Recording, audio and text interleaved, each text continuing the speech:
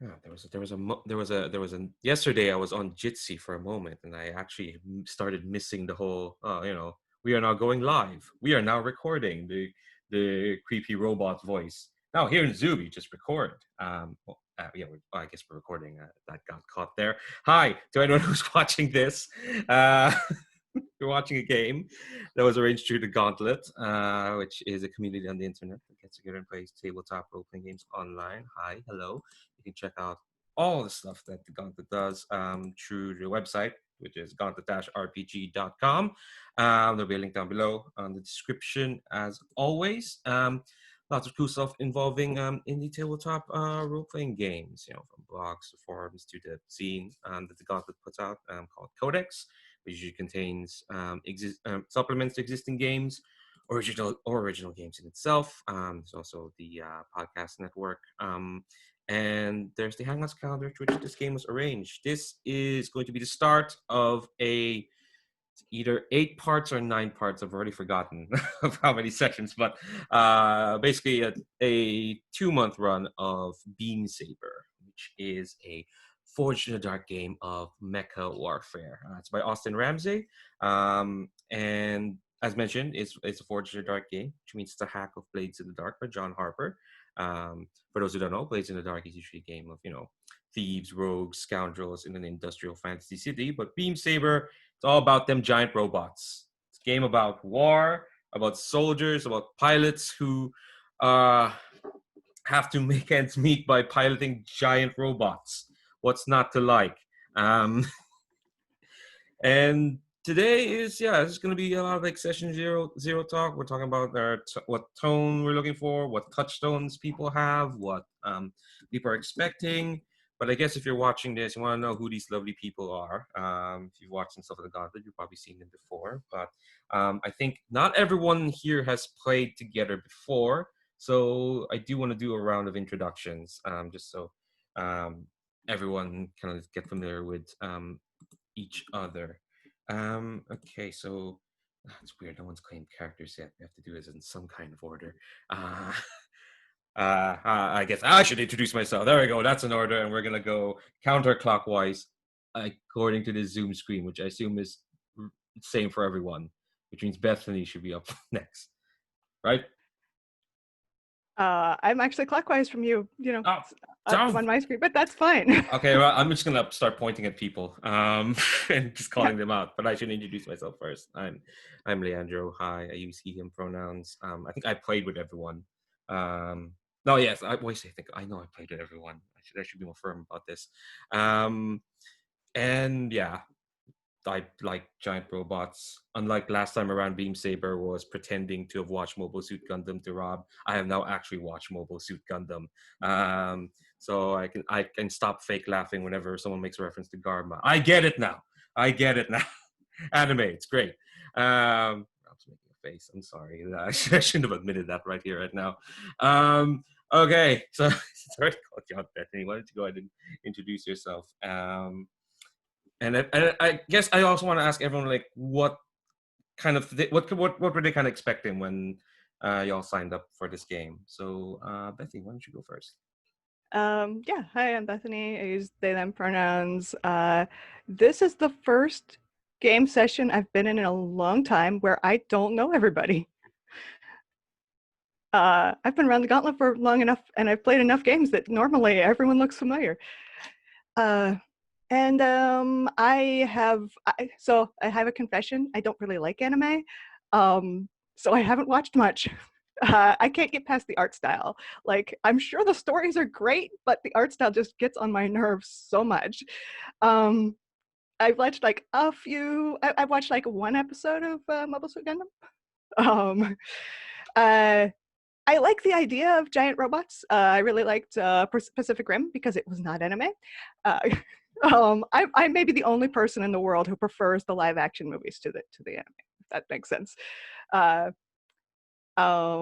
I don't know, giant robots are fun. Games about war that aren't just about war are fun. And I haven't played a whole lot of Forged in the Dark, and I've actually been looking for an opportunity to play like a campaign that's more than 3 sessions of a Fortune in the Dark game so that I can grasp the rules. Yeah, that's all the stuff about anime. That's perfect. No one's gonna judge you here. If anyone are, I'm gonna like go over there and thump you. But yeah, don't worry about it. Actually, there's like a list of touchstones in the PDF. Not all of them are anime, which is nice. Definitely that's what it's going for. But yeah, hoping you get a good. Well, I should note this down what people are expecting so we can fulfill them. That's see if I was smarter, I'd be doing that. But we're still in introduction. So up next on my screen, Lara, why don't you introduce yourself and tell us like what you're expecting from this game? Yeah, hi everyone. I'm Laura. I use she, her pronouns. And if you don't recognize me, that's probably because I'm fairly new to the gauntlet. Haha. But yeah, I've never played a game like this before, so I'm super excited. I have no expectations. I'm very excited that I got in. I got pinged last night and with a heads up that I made it off the wait list, and I was like, awesome. So yeah, I'm just really excited. All right, cool. No expectations. That means they're easier to fulfill. All right, weight off my shoulder. Up next, the person who is giving me a stink eye because of my earlier confession. Rob, why don't you introduce yourself and tell us about what you're expecting from this game? Hi, I'm Rob, or Treb is what I go by online. My touchstones at the moment, out of the Gundam series, 00 is probably the one I've liked the most so far. It's a bit more like super robot than Beam Saber tends to go for. So that's probably not a good one for this, but Battletech, I've been playing a lot of the PC version of that recently, so that's probably more along the lines of what Beam Saber is going for.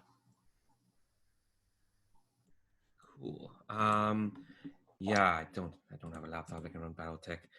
For those who don't know, Battletech is like it's a video game series, tactical video game series where you're moving giant robots and also managing your mercenary company, money and bonding. That's kind of like its gist. I don't know. I don't know. That's what I got from perusing the internet. But yeah, I think that's definitely the kind of vibe. We'll talk more briefly about like exact vibe people are going for, and we'll try to synthesize that in the direction. But we have to get to our last member of the table here. Mike, why don't you introduce yourself and tell us what you're expecting what you were expecting of this game? Well, here's my list of demands. If you give me one moment here. Okay. No, I'm just kidding. My name is Mike. I use he, him pronouns. I grew up with G Gundam, but I fell in love with 08th MS Team. So G Gundam is very dramatic and silly at times, and very heartfelt at times. And 08th is a little bit more down to earth and at some points kind of like a little dreadful and terrifying in some ways. It's kind of interesting that way. So I'd like for something a little bit in the middle, some down to earth gritty stuff, but also like moments of like proclaiming love or this damn war or that kind of thing. So yeah, and I just backed the Beam Saber Kickstarter, and also like Bethany, Blades in the Dark is a little bit hard for me to wrap my head around, so I'm really looking forward to someone with a lot of experience with that, helping guide me through that over an extended period of time. So yeah, I'm really looking forward to it. I'll do my best. Thanks very much, everyone. Okay, so before I start unspooling basically how the session zero works, because there is actually a pretty neat session zero. Sorry, my mouth is getting ahead of me. I was at a ball yesterday. Before we get into session zero stuff, it's still happening. What's up with this? I do want to talk about the safety tools that we're using for this game. I know there's like 5 billion tabs in this character keeper, but if you go to the very left one, the one that's not like all caps, there's like a safety and links tab. So we've got like stuff of lines and veils and ask first. So lines are, for those who don't know, lines are things that like won't be crossed, just like won't show up in the fiction. It's like off the table. Veils are things that can happen in fiction, but we're not gonna like concentrate on it. Like it can happen off screen, or it gets a sentence or two. We're just gonna like pass over that. And there are stuff that are like ask first, which basically means like assumedly they'll be fine, but before we kind of start introducing that element into like the fiction and whatnot, we should ask the table first. Put it out there saying, hey, we might introduce this element. Might happen. Is that okay? And that goes for myself as well. So for the moment, I'll just ask folks to like if there's anything missing from this list to have a look through those, see if you want to add those, or if you want to just start checking stuff. I'll give you all a minute to do that. And once everything's kind of like okay with you all, just type okay in the chat. And yeah. For a while, I keep saying press okay in the chat. There's no okay button in this in Zoom. I feel like this is the second time I've said this joke. And I think one person here was there the first time. Yeah, okay, thanks, Lara. See, this is what happens when you play games I've run all the time. My jokes start wearing out really quickly. Yeah, you can't reuse names either, unless you're actually reusing the character. I was actually doing that last week. That's a tangent for another day. I've done it accidentally and then realized, wait, I've used that name with like 2 of these people before. So, oops.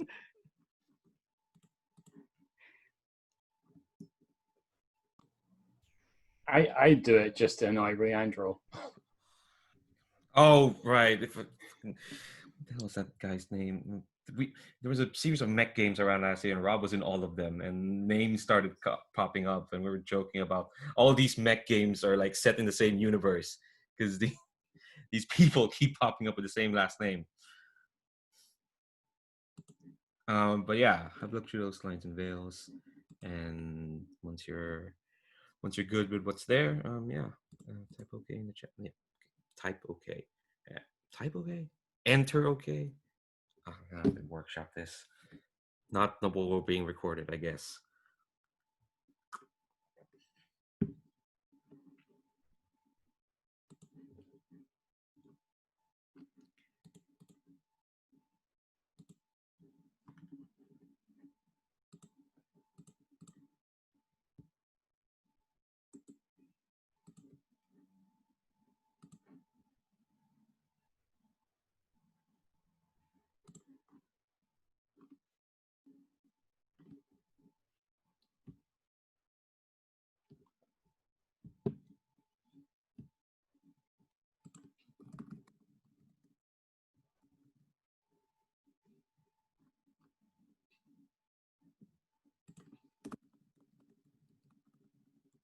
Got a message from Facebook. Why am I still on Facebook? The thing where it keeps popping up wherever you are. No, I don't want to know about this.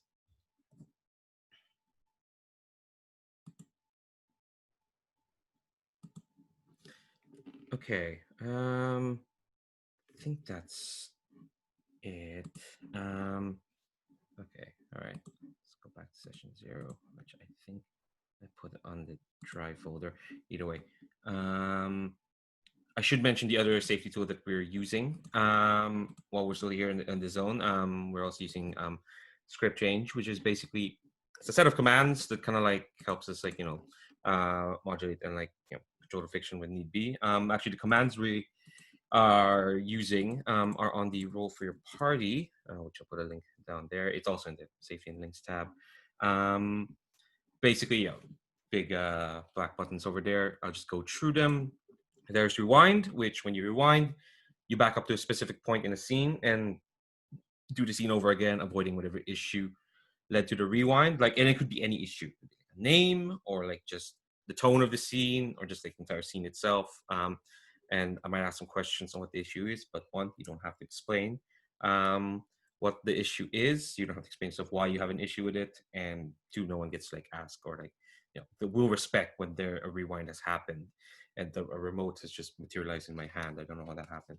Put that down. So that's what rewind is. There is up next in the over party. There's pause, which basically you can call pause if you need a break, and it could be for any reason. It could be like the scene is getting quite intense, or like, all right, let's pause it for a moment here. Or you might need a bio break, or there might be an emergency you need to take care of. It's part of like the open door policy that we're using here. And you can call a break at any time, at any point in the game. Also for like stuff like, you know, right, like, or for seeking clarity, discussion about what's happening in the game. Like, say a lot of stuff is happening, and you're like, wait, why are we shooting at that airship? Wait, why are there suddenly mechanical deer we're petting and giving like mechanical cherries to? Why is it? What? Okay. Well, how did we get? Wait. Hold on. That's one of you can pause as well, because you can call for a pause to like ask, because you know, tabletop role playing games, a lot of stuff will be happening. It's a big cognitive load, and it's perfectly fine to seek some clarity of what's happening. And also, there's fast forward, which is, you know, part of what we talked about with Veils. When you fast forward, you can like fade to black. And advanced time is needed to avoid content or elements of play, or just like to move forward in time. Like, say, you know, we don't need to concentrate on this, or there's nothing left to do with feeding the mechanical deer. We'll just like fast forward and move to the next bit. Okay. So now that, like, you know, we've got like a baseline of safety, and this is a living document, lines and veils and stuff. So you'll feel free to add the stuff there. I'm taking a note of what's on there, and I'll just like message a chat if like there's new stuff there to folks who like keep watch. Yeah, so let's talk about Beam Saber. So as mentioned, is a game about, you know, giant robots. I'll just reiterate the premise so that we're all kind of clear about it. You're what's called pilots, because y'all are trained to drive these like vehicles. That's kind of like the in-game the mechanical term for what you're for the giant robots. You're part of a squad, and you're part of this gigantic war. A war that's too big for possibly like the four of you to like solve. That's the thing. It's a big old dumb space war. You'll be working for at least one of 5 factions, or going independent, and you're all kind of like in these different umbrellas. All the other squads, which is kind of like there are a bunch of other squads as well who also work for other factions. Sounds complicated, but don't worry, it's not. It's actually simpler than the most other Forged in Dark stuff. But that's kind of like the main premise. You're here to, like, you know, fulfill your drives, your dreams and ambitions, and maybe watch out for each other, and hopefully maybe you'll make it out here one step closer to fulfilling the dream of I don't know, driving an ice cream truck after the end of the war, or building that orphanage, or other stuff. You know, there's it's gonna be neat, basically. Okay. Ice cream. There we go. So we should, talk about, like, we talk about expectations, but we should like talk about tone a bit, and where we like go around that, because while most mecha media does have, like, you know, shared themes relating to the cost of conflict at the scale that necessitates mechs, which, when you think about it, if a war needs giant robots, that's a heck of a war. That's we escalated to the point where, you know, we remade ourselves into giant gleaming war machines. What's up with that? So, but that doesn't mean like everyone's interested in focusing on those, but they might prefer different aspects of the topic. Like, some stories are focused on personal goals of the pilots, others are on the struggles of small communities. There might be some that's all about the political maneuvering between massive factions. And, you know, we do want to make sure that, like, you know, we're all kind of like here. We're all on like the same page. So I know we got like an initial like temperature check, and there are like some touchstones here that Beam Saber is mostly about. Like, it does hew closer to what Mike said, which is of the 08th MST, which is a Mobile Suit Gundam series. That's basically like, you're in the jungle.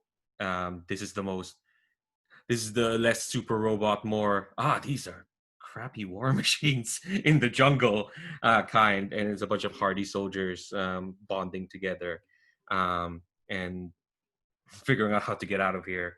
But yeah, so the tone can like fluctuate. We can always we can lean more into like the war is heck, war is hell. Why did I say heck? The war is hell side of things, or more in the camaraderie and the getting it all together.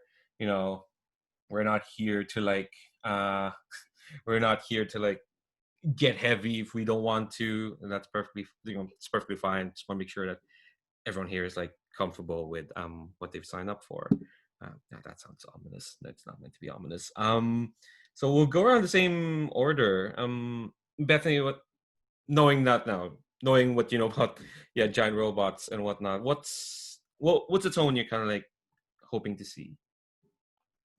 I always like a mix of tones personally. I don't want it to just be one note like war is hell misery all the time, but I also would like some acknowledgement of that, I guess, and not just have it be like, yay, fun, we're gonna go blow stuff up, which that's cool in a one shot, but I don't think that's necessarily what you want in a whole campaign. Okay, note these down. Yeah, it would be fun in a one shot. Yeah, okay. I think I'm definitely down for that. Like, we don't have to be monotone. Oh, I just got what that meant. Monotone. Anyway, moving on from there, and obviously, if you have like another thought, like I'll wrap around back to yourselves. If more stuff to add to there, but if that's all for the moment, move on to Lara. What about yourself? I know you came in with no expectations, which is good for me because it means I can just do whatever. But you're here, you're we're all telling the story together. So I guess knowing what you know about what I've told about giant robots, what are you kind of expecting? Yeah, so I definitely think that a nod to the trials of war is definitely something that I would like to explore more, and that toll that it takes on the characters personally. But I think that very much a part of that is letting off steam also and keeping it lighthearted. I mean, that's how one copes. So I think that having that balance is definitely a yes.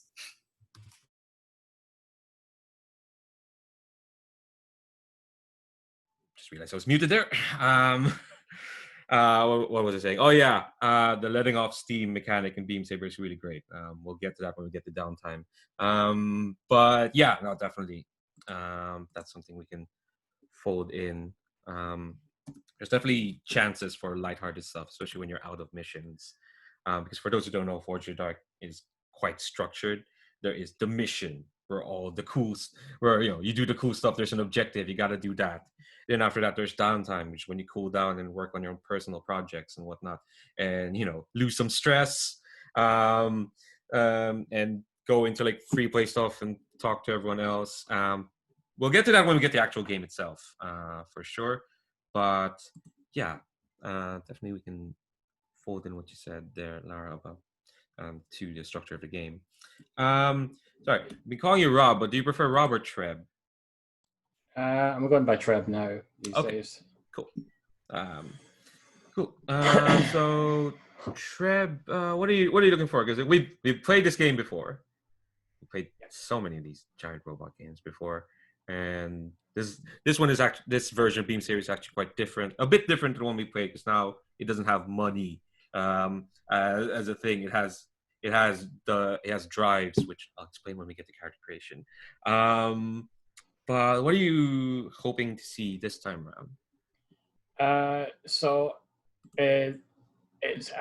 like they say in the game itself, like the war itself, that's not a solvable problem really.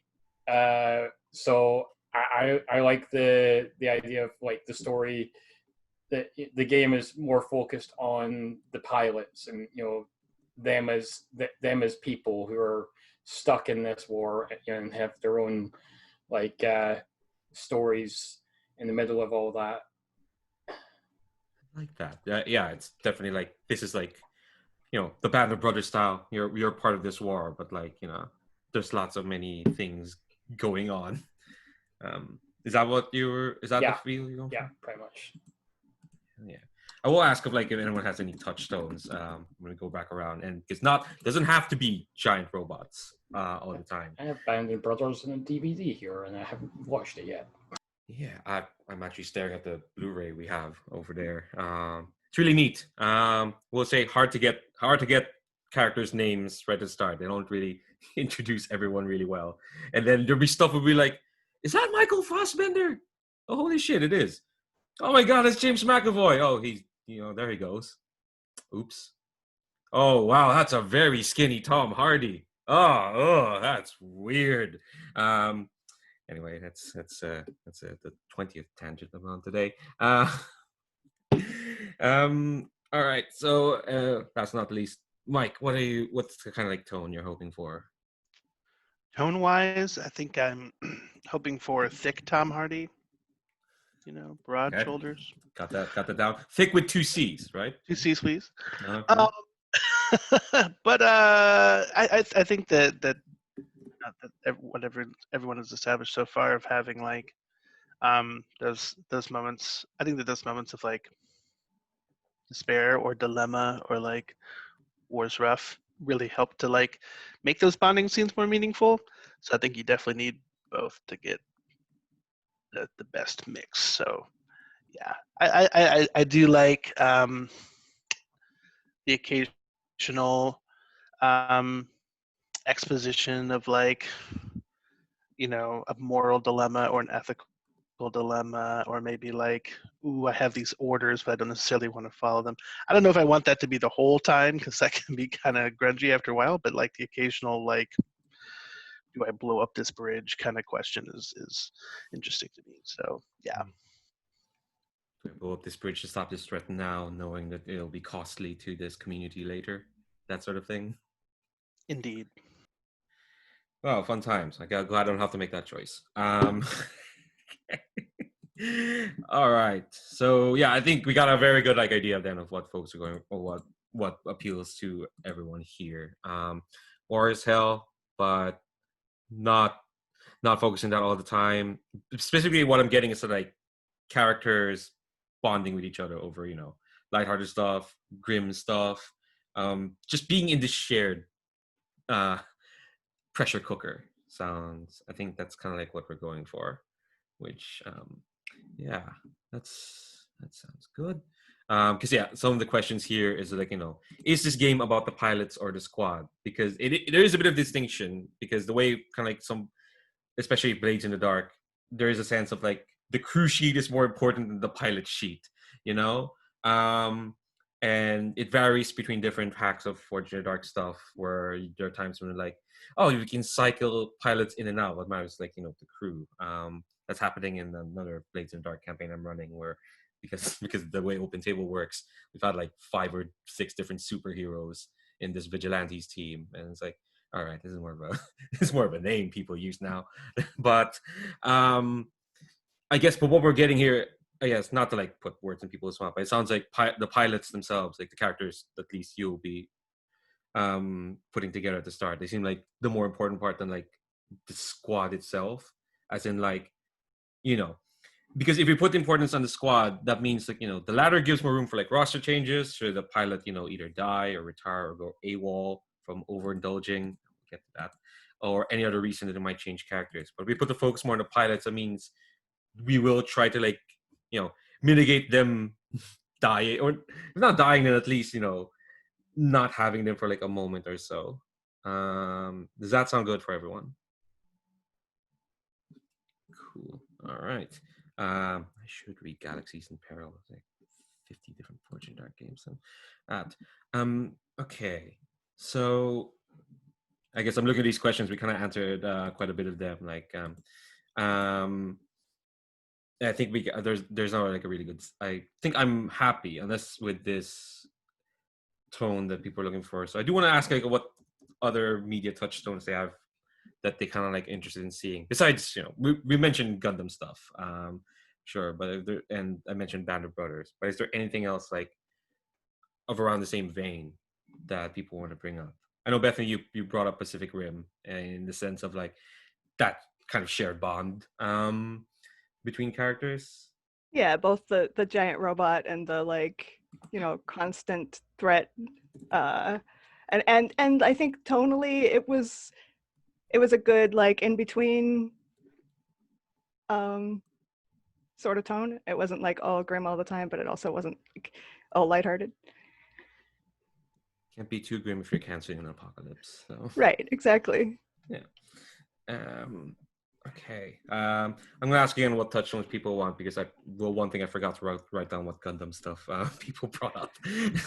But I'll have that. I'll put down Pacific Rim as a touchstone there. Oh, go ahead. I mean, it's a really obvious one, but that Night Witches campaign you and I were both in kind of had a lot of like that, again, the up and down, like, oh, mission, we're all gonna die, and then like just character interaction. For those who've not played Night Witches, which is Jason Morningstar's play as female Soviet pilots from one end of the war to another. Jesus Christ, that was a pressure cooker. Yeah, maybe not quite that grim. Okay, yeah, because you put yourself in a historical setting. There's only so many ways you can bend. Yeah. The nature of that setting. Approaching that, but maybe stop short of quite that level of pressure cooker. It wasn't so bad. Most of the pilots got out. Mine didn't. But early on, a whole bunch died. But okay, yeah. By the time you were in it, we'd pretty much figured it out. The number of times Puckett's character's nose bled from getting the pilots. Okay, we're getting into stories about other campaigns now. This is ridiculous. Not that they aren't great. Check out Jim Crocker's stuff. Anyone who's watching. Lara, is there any like media stuff you think you're interested in seeing that's kind of like around the same vein of war is heck, but soldiers get to bond together, sort of thing?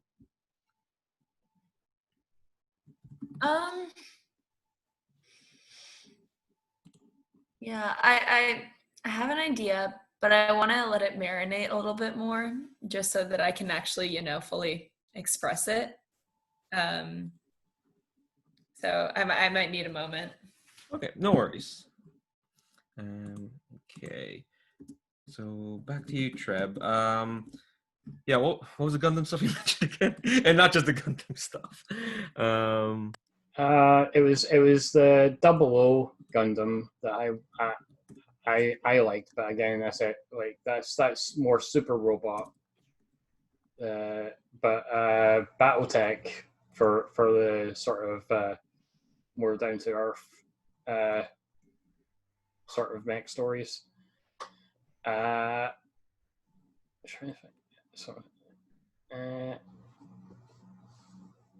Yeah, that was all that came to mind right away. No worries. I think BattleTech is kind of like cause I've not seen Gundam 00. I'm only a double say that. Don't judge me. I'm going in chronological order, production order. It takes a while. Anime is long. But yeah, BattleTech, I've already explained kind of like that is kind of like that very down to earth. We're all here in this war. And yeah, so, and Mike, you already mentioned, 08 MS team. That's right. Is there anything else you want to add to that? Yeah, well, so I wanted to circle back to you, Treb. You mentioned super robots, right, versus like real robots would be the two kind of things. So what I like in super robots is that each vehicle kind of has its own personality that maybe is kind of tied into its pilot. So I really like that kind of magnification of their personality into like this big anthropomorphic machine. So I was wondering, like, what part of super robots appeals to you in that vein? Like, why do you like the super robot versus the real robot more? It's usually I usually like the character level stuff a lot. Like Double had if you spend a lot of time getting to know the characters and who they were before, and how that shaped them into doing what they do in that show. I don't want to say too much in case people haven't watched it.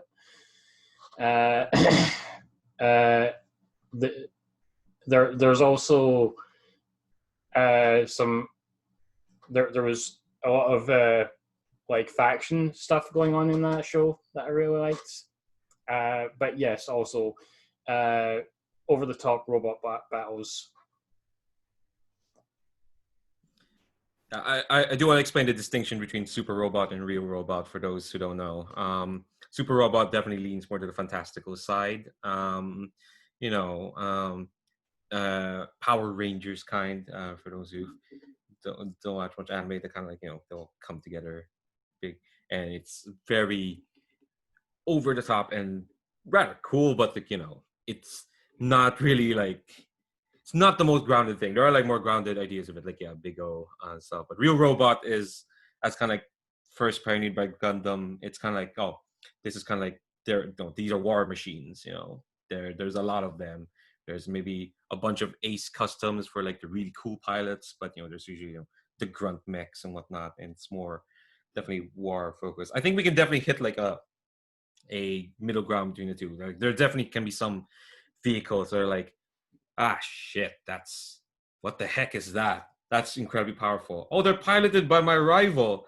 Ooh, that's not great. But we're not all going to combine into one giant robot at the end of the climactic scene and all. Sadly, no. Planet or whatever. Okay. Although there is like a bonus squad playbook, I think, that Austin Ramsey's working on that can let you do that.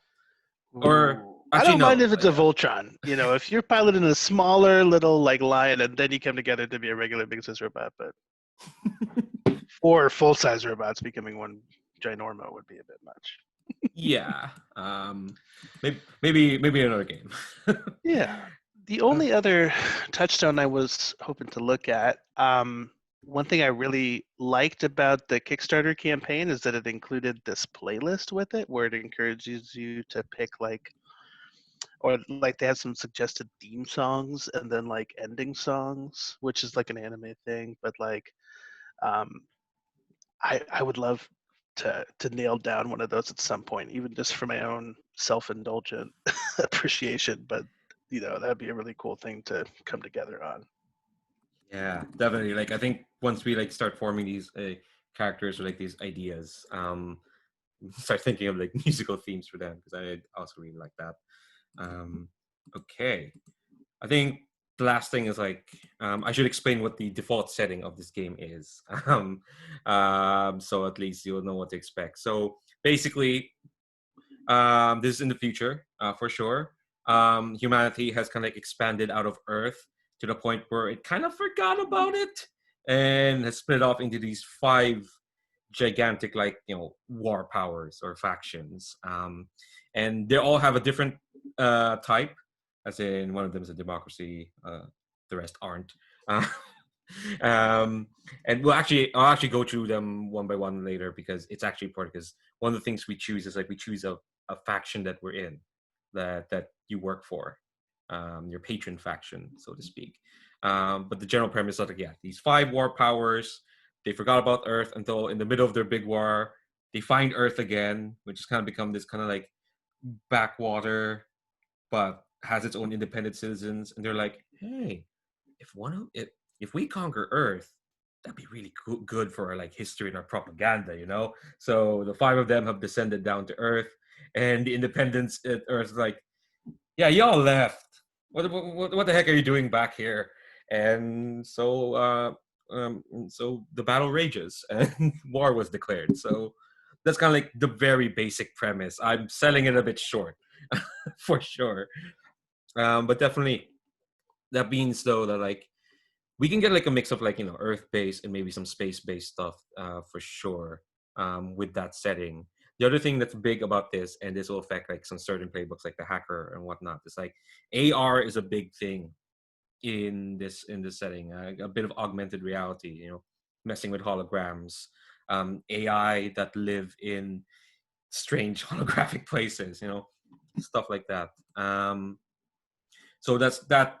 So they always ask like, you want to like involve a bit more, a bit less, and some of that is like depends on what playbooks people want. So if people want to pick like the hacker playbook, which does do a lot of AR stuff, that means that I will have to include AR stuff into the campaign. So I guess that's there. But our folks, because the other thing as well is because there's factions and groups and whatnot, I don't have the mental capacity in me to like corral building an entire new world at the moment, especially when there's so much to teach in this game for sure.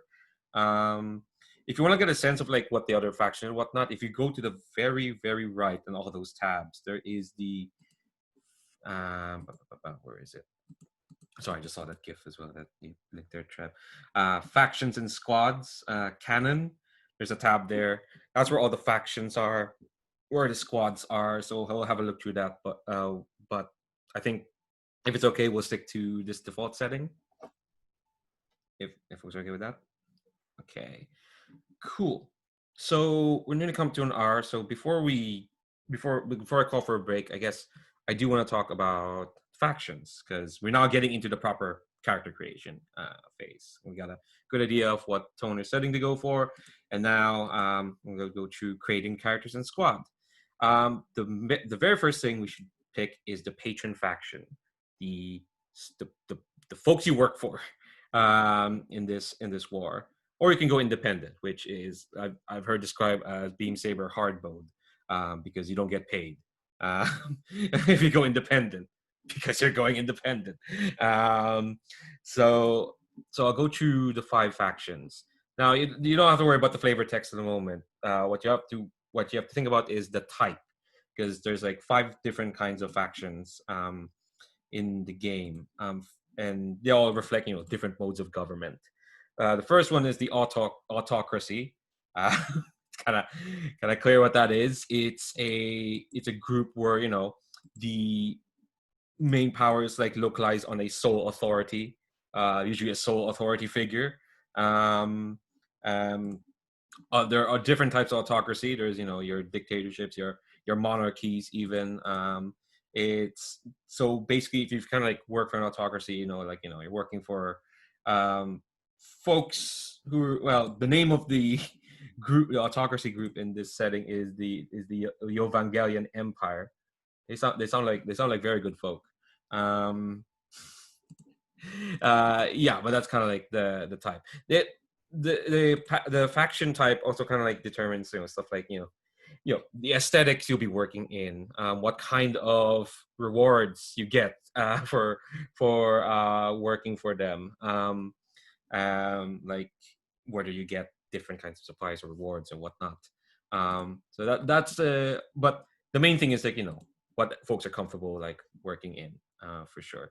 But that's what the autocracy is.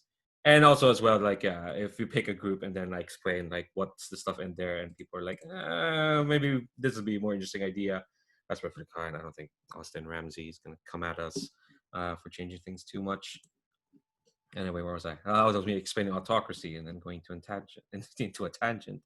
Okay, sorry, I'm just trying to look in the PDF where else is described. But the one after that is a democracy.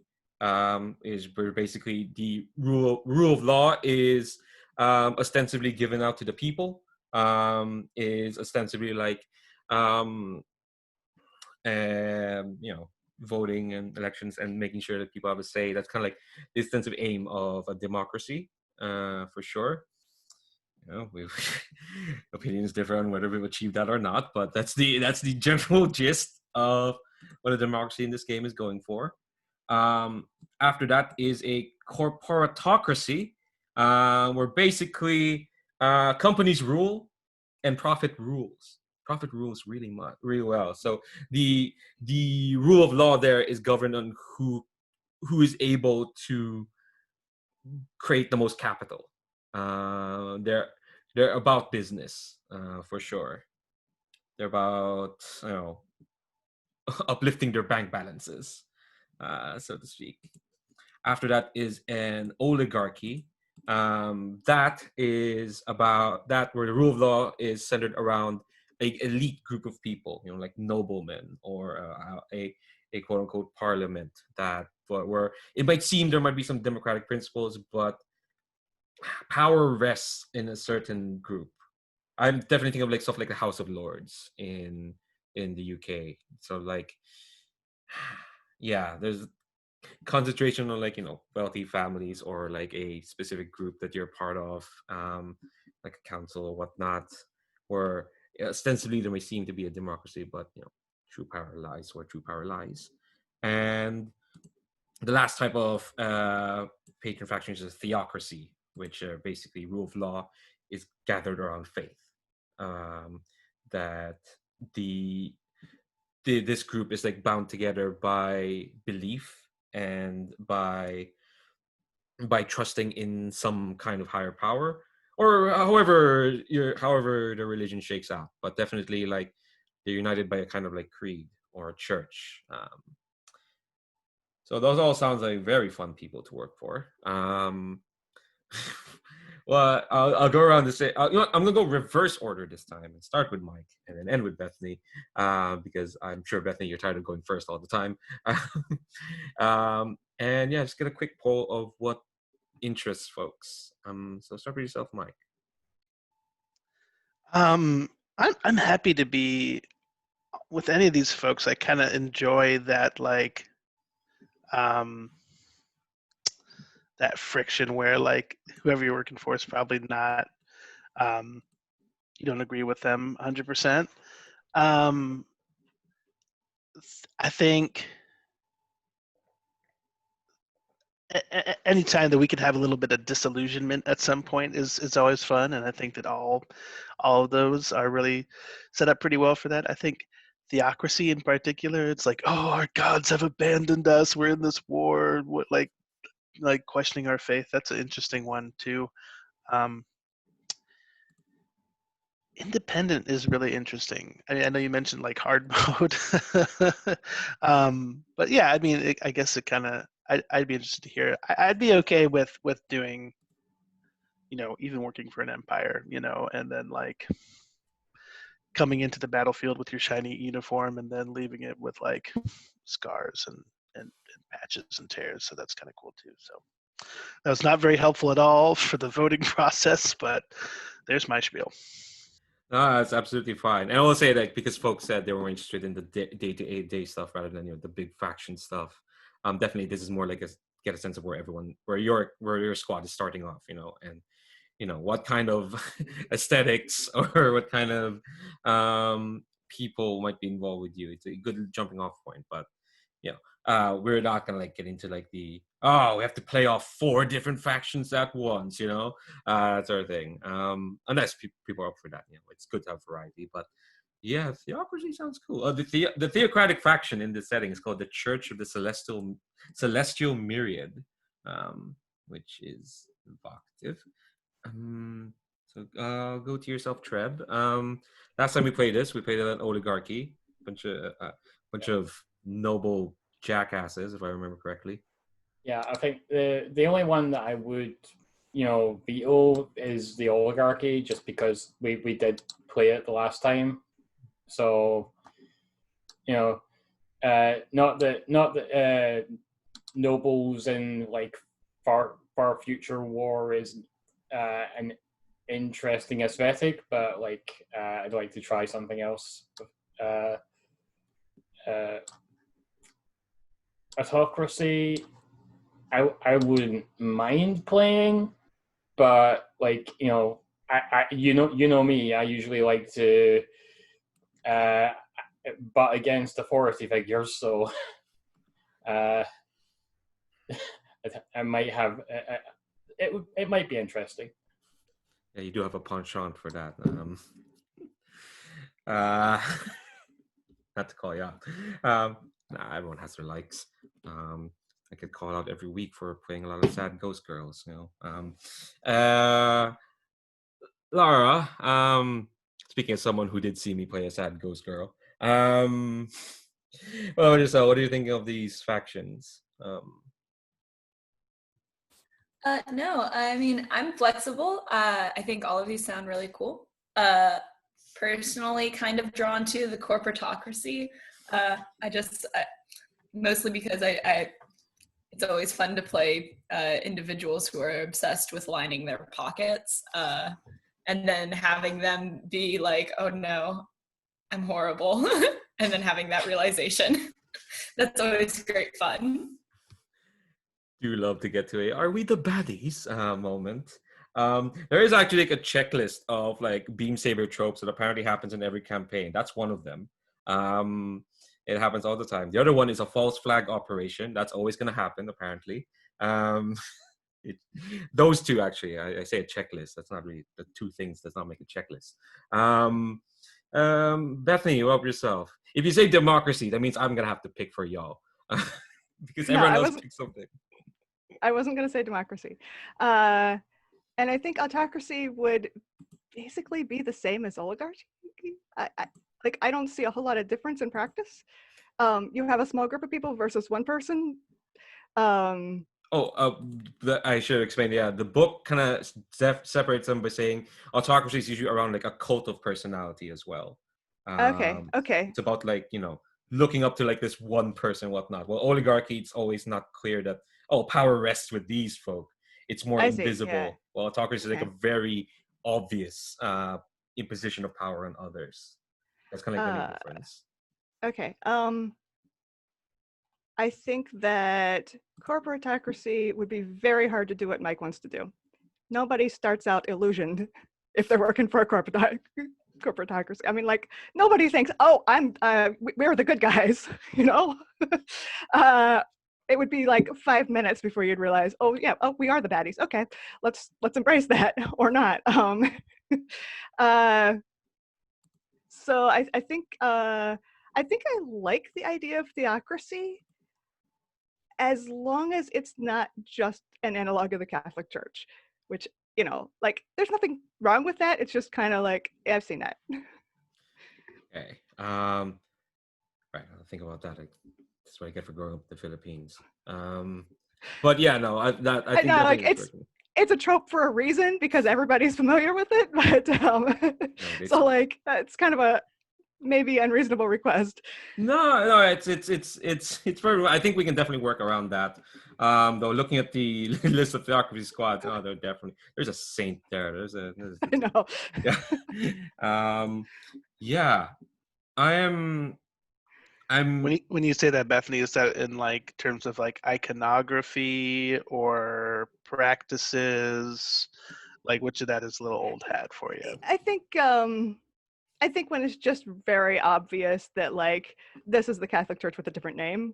I mean, the like general structure of religions are all, like there are reasons that they're similar.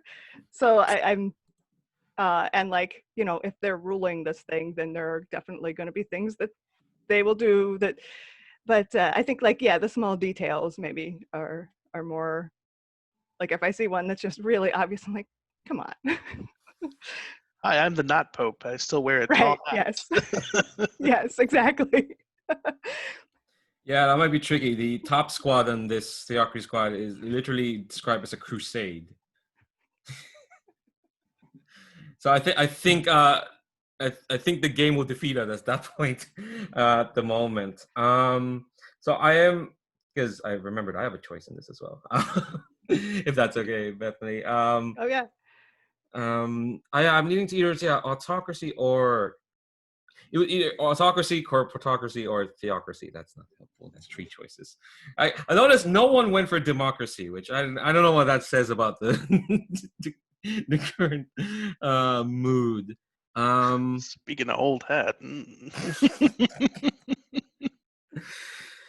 Right. I think.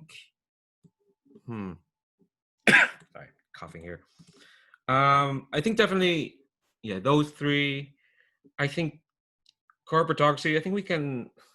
I like the idea of working for profit, but I think we can definitely like do what Mike we can't try and do like what Mike was saying in the corporate structure in the sense of like, there are some people there who do believe in work, who believe like, oh no, I'm just,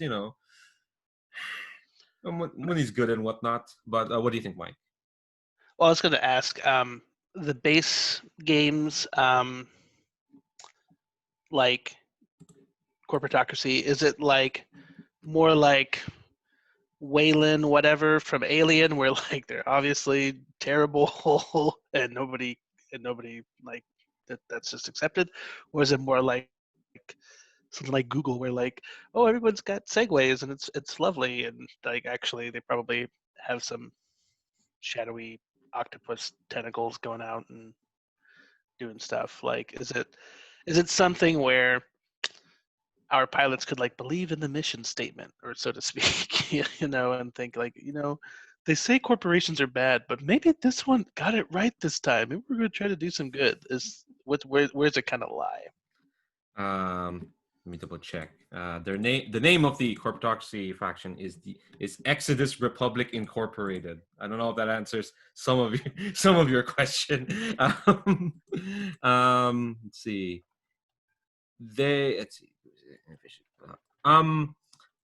I think they are kind of like more on reading the short blurb. They started out as Wayland Yutani and are moving towards Google. I think definitely they're more in the, everyone has the freedom of the market. Everyone's free to like buy whatever they want, or believe in whatever they want. It's just what makes the most money is like usually what's most important. That's the vibe I'm getting for here we go. Continually guiding themselves to greater profit, and there's an exclamation mark, so that's what they really like. Yeah, you can tell they're about branding, and there's an exclamation mark there. So that's kind of like the vibe, I guess, is more the latter, like Google. There's like you're given the freedom to believe, but if you actually like look into it, you can tell like the freedom. Money is what gives them the freedom to do what they want. So honestly, like I'd be down for working for Corporatocracy if everyone's okay with it. If not, then we can look at the other options. If even one person just says they're not up for it, I'm down for like looking at anything else for sure. And don't be afraid to say you're not interested, because if one person's not interested, then I'm not interested in, because then you'd be locked into something that you wouldn't be interested in, and that's not fun. Like, my initial reaction is to not be interested, but there are definitely ways we could make it work. So I'm not gonna just like, X card it here. Bethany, I think I could be convinced too. But if we're at a point where we need to be convinced, should we look at another one maybe? Yeah. I think like if I don't want to work too hard. Like I want folks to be enthusiastic. Yeah. So democracy? No, I'm kidding.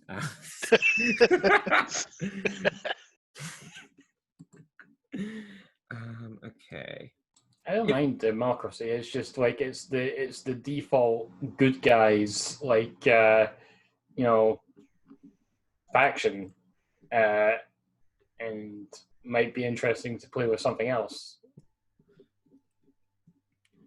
Yeah, it's kind of like that. Well, it's not the worst option.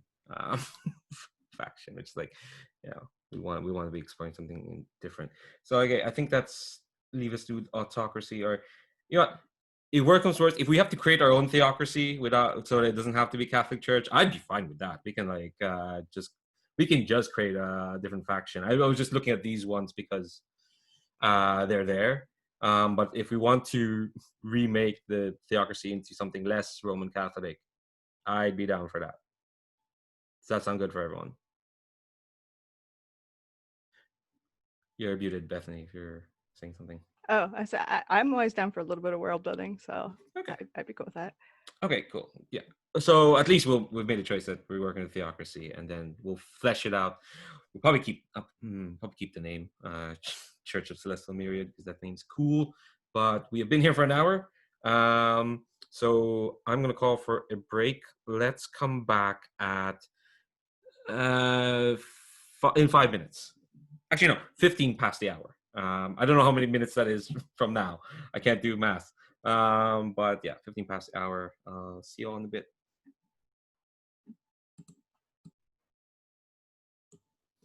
All right, so we have chosen our patron faction. We will remake them at some point. And yeah, I've replaced in the faction tab. There's a lot of tabs actually. Don't worry about them right now. Just know that we picked Theocracy, and I just want to quick check in. Are folks okay with that? Okay, just making sure.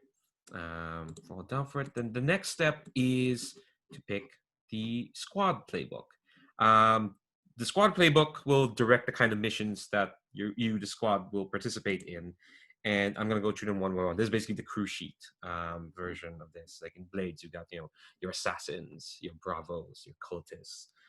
Here, I'll go through them because PDF also has choose this if you're interested in this. So also you can scroll through them in this character sheet. They're all past the forward slashes. So it starts off with consulate. Consulate are, they're full of $10 words. They're about having the right skills and gestures for communication. They are basically, they seem like diplomats. They're all about schmoozing with people. You choose the consulate if you want to see politicians and generals, formal wear at fancy balls. You want to spread propaganda and manipulate expectations, and you want to speak for your faction while simultaneously gathering intel for it. This is kind of like if you want to play a pop star who's singing deep propaganda stuff about your faction. This is kind of like where you start. After that is the front line, which is all about it says in the tin. You are at the very front of the war. You choose the front line, which is apparently called Blood and Steel. If you want to mix it in conflict zones, you want other squads and factions to fear your name. And here's a fun one: you want to feel like your faction's most expendable pawns. Feeling we all want to have playing games for sure. After the front line is logistics. They're dedicated delivery service, because the secret about war is that it's a war of moving stuff from A to B. You don't get anywhere if you don't get fuel to move things around, and that's what logistics does.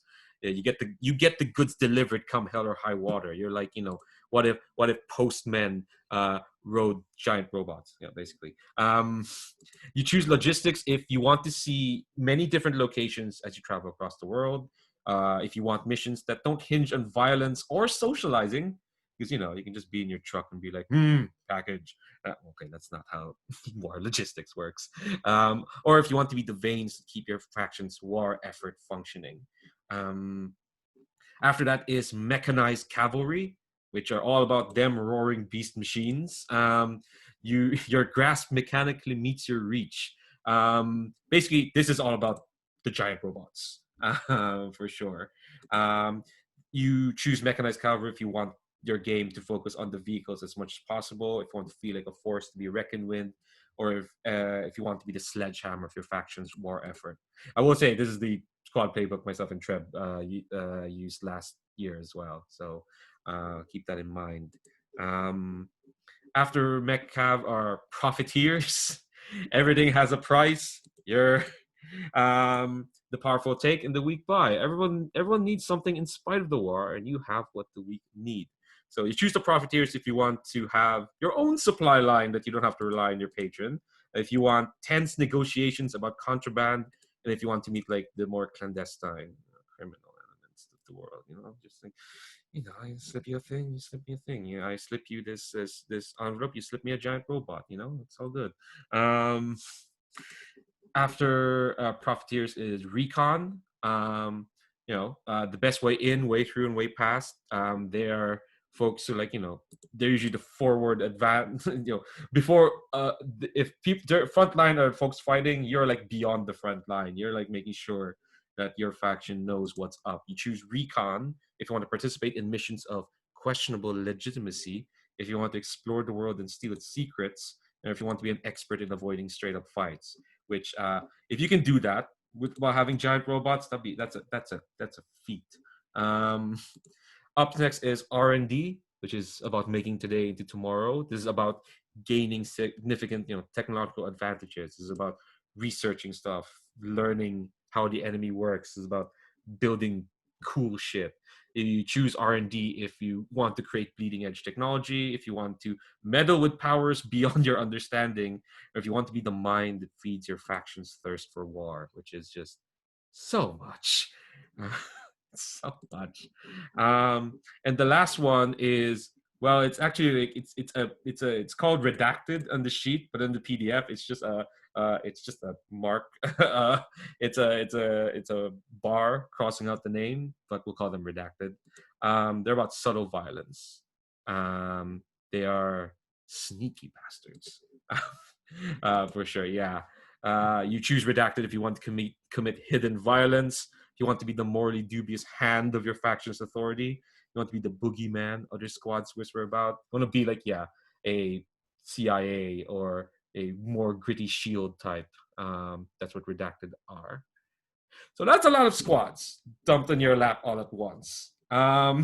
It's a lot, and we're gonna have to pick one of them that everyone's interested in. Everyone's making thinky faces. So I'll give you all a minute to like look through the squad sheets as well, because there's stuff like abilities that's in there. See what interests folks. But yeah, I'll give you, if you need like a reminder of like what those what each squad offers, feel free to shout that out.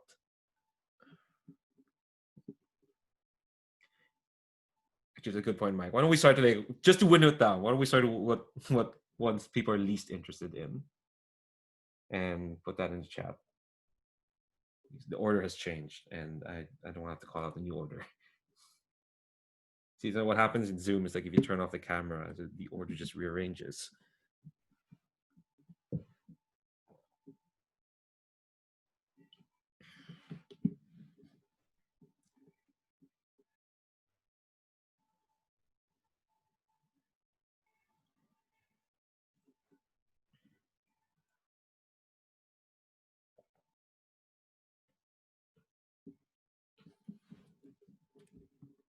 All right, so there's some stuff we're cutting out. Yeah, we'll do Profiteers, a Consulate, or Metcalf. It's still a lot of choices.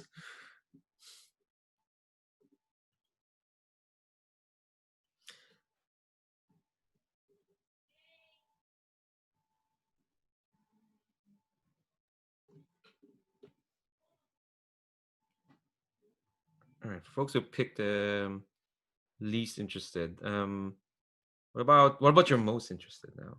Since we cut it down a bit.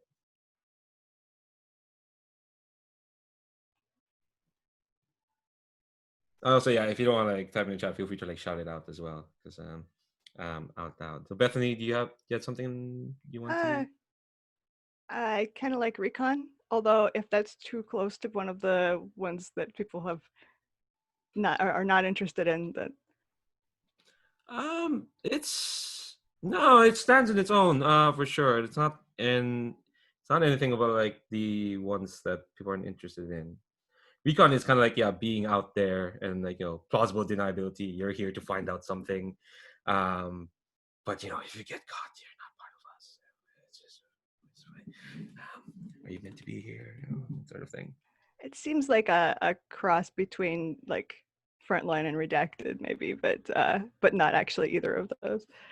Yeah, it's like a synthesis of the two. It's like they're not here to like cause violence like Frontline, but they're not here to, it is like a mix in the sense of like Recon's there to like gather intel and make sure that let me read it again.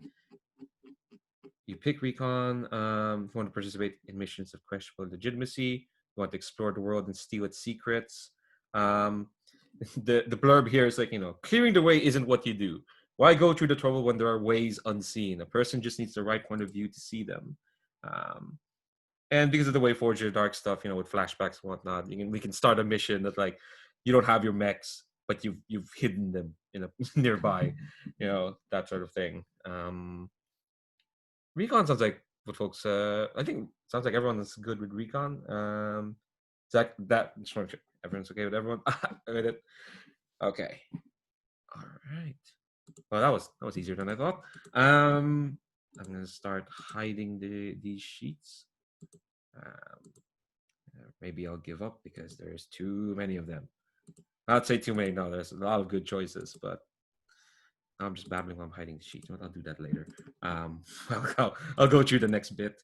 So we've chosen a squad playbook, but we're not gonna like fill out the stuff. Actually, no. Maybe we should. Actually, says so. Yeah.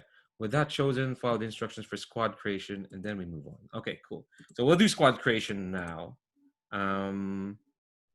But for sure, just so like we all know, like what kind of group we're all working for.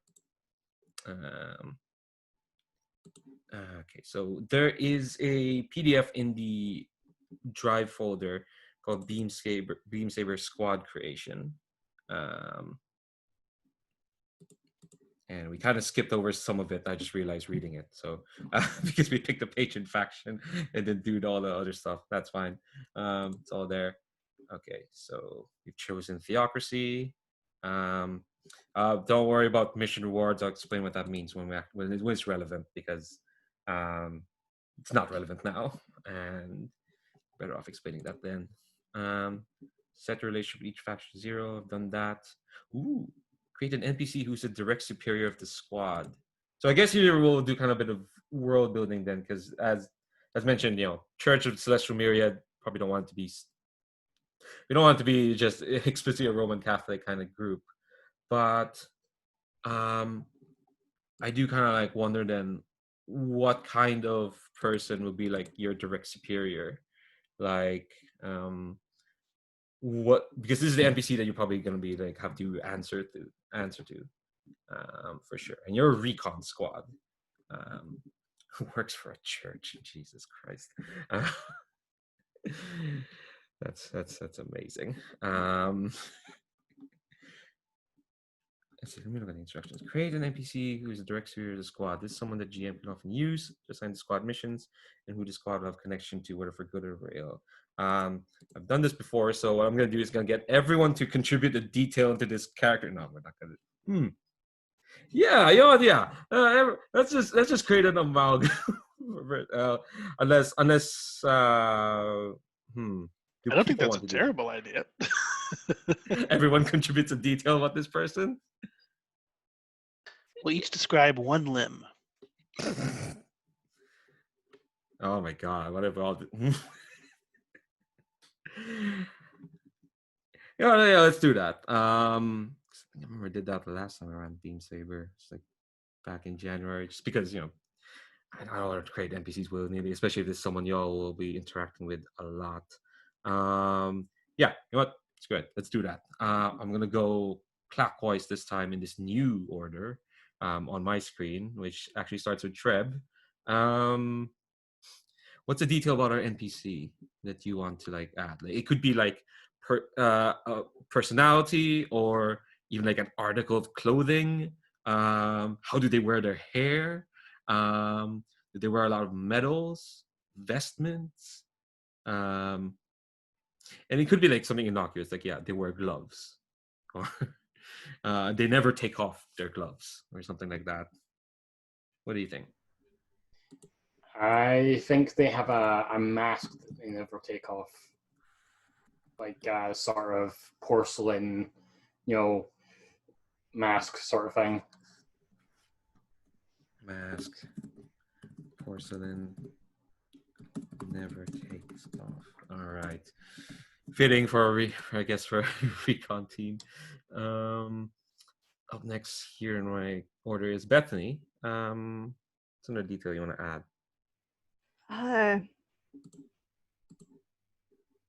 I mean, along the same lines, maybe they do something funny with their voice, like that they,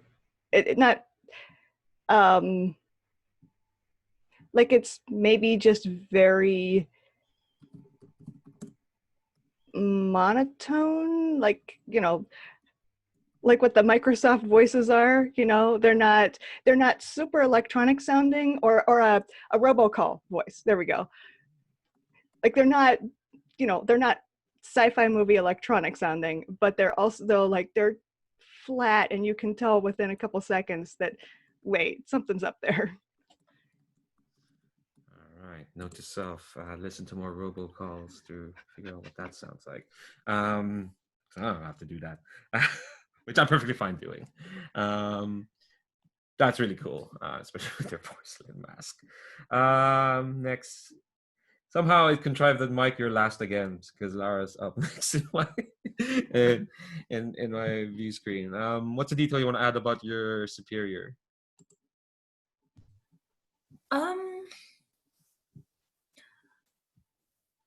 I think they have this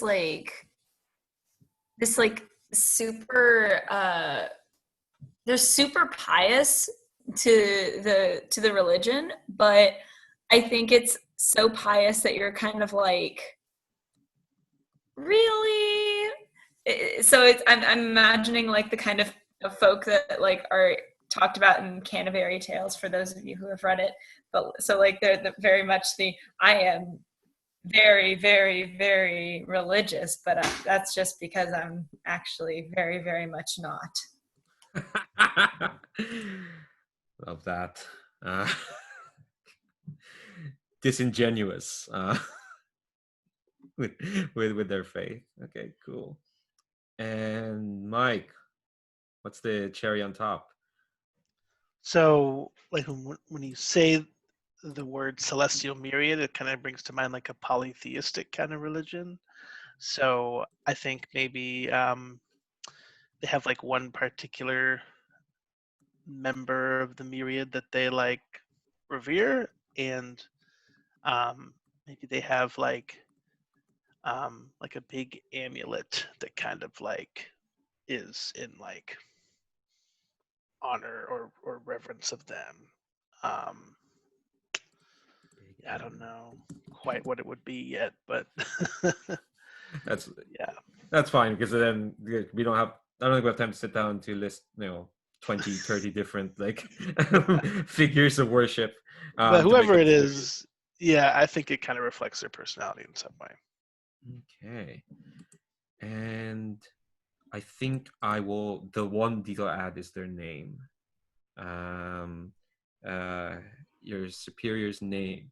Well, what you know of him, his name is Meridian. Or not, either Meridian or the Meridian. We'll go with the. No, adding a the is always neat. So his name is the Meridian. Don't know what his face is like, because he wears a porcelain mask and never takes it off. There's a flat, weird, monotone robocall of a voice. Super pious to the Myriad, but so pious that it raises an eyebrow. And likes a particular member of the Myriad, has a big amulet dedicated to them. Folks okay with answering to this person? Yeah, all right.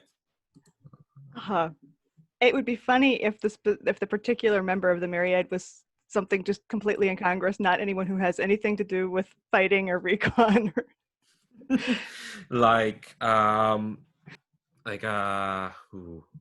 Sorry, I just looked up where I'm at. It's like, oh, there's a lot of wine over there, I guess. Yeah, something innocuous, like, something that's more about home comforts.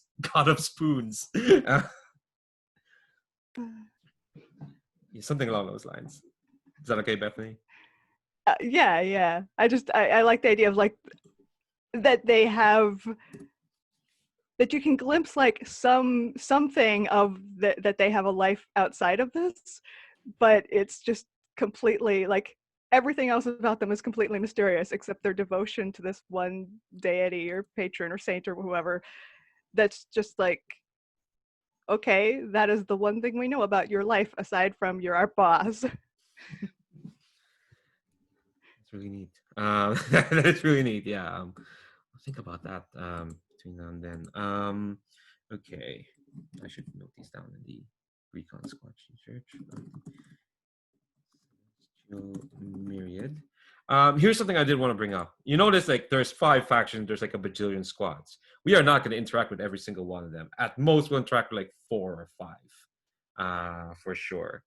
I'm just gonna like I'm wondering if like is there, because we don't want to deal with like do you have to multiple factions. I'm considering maybe having y'all opposed to like just one or 2 factions, just to, like streamline it.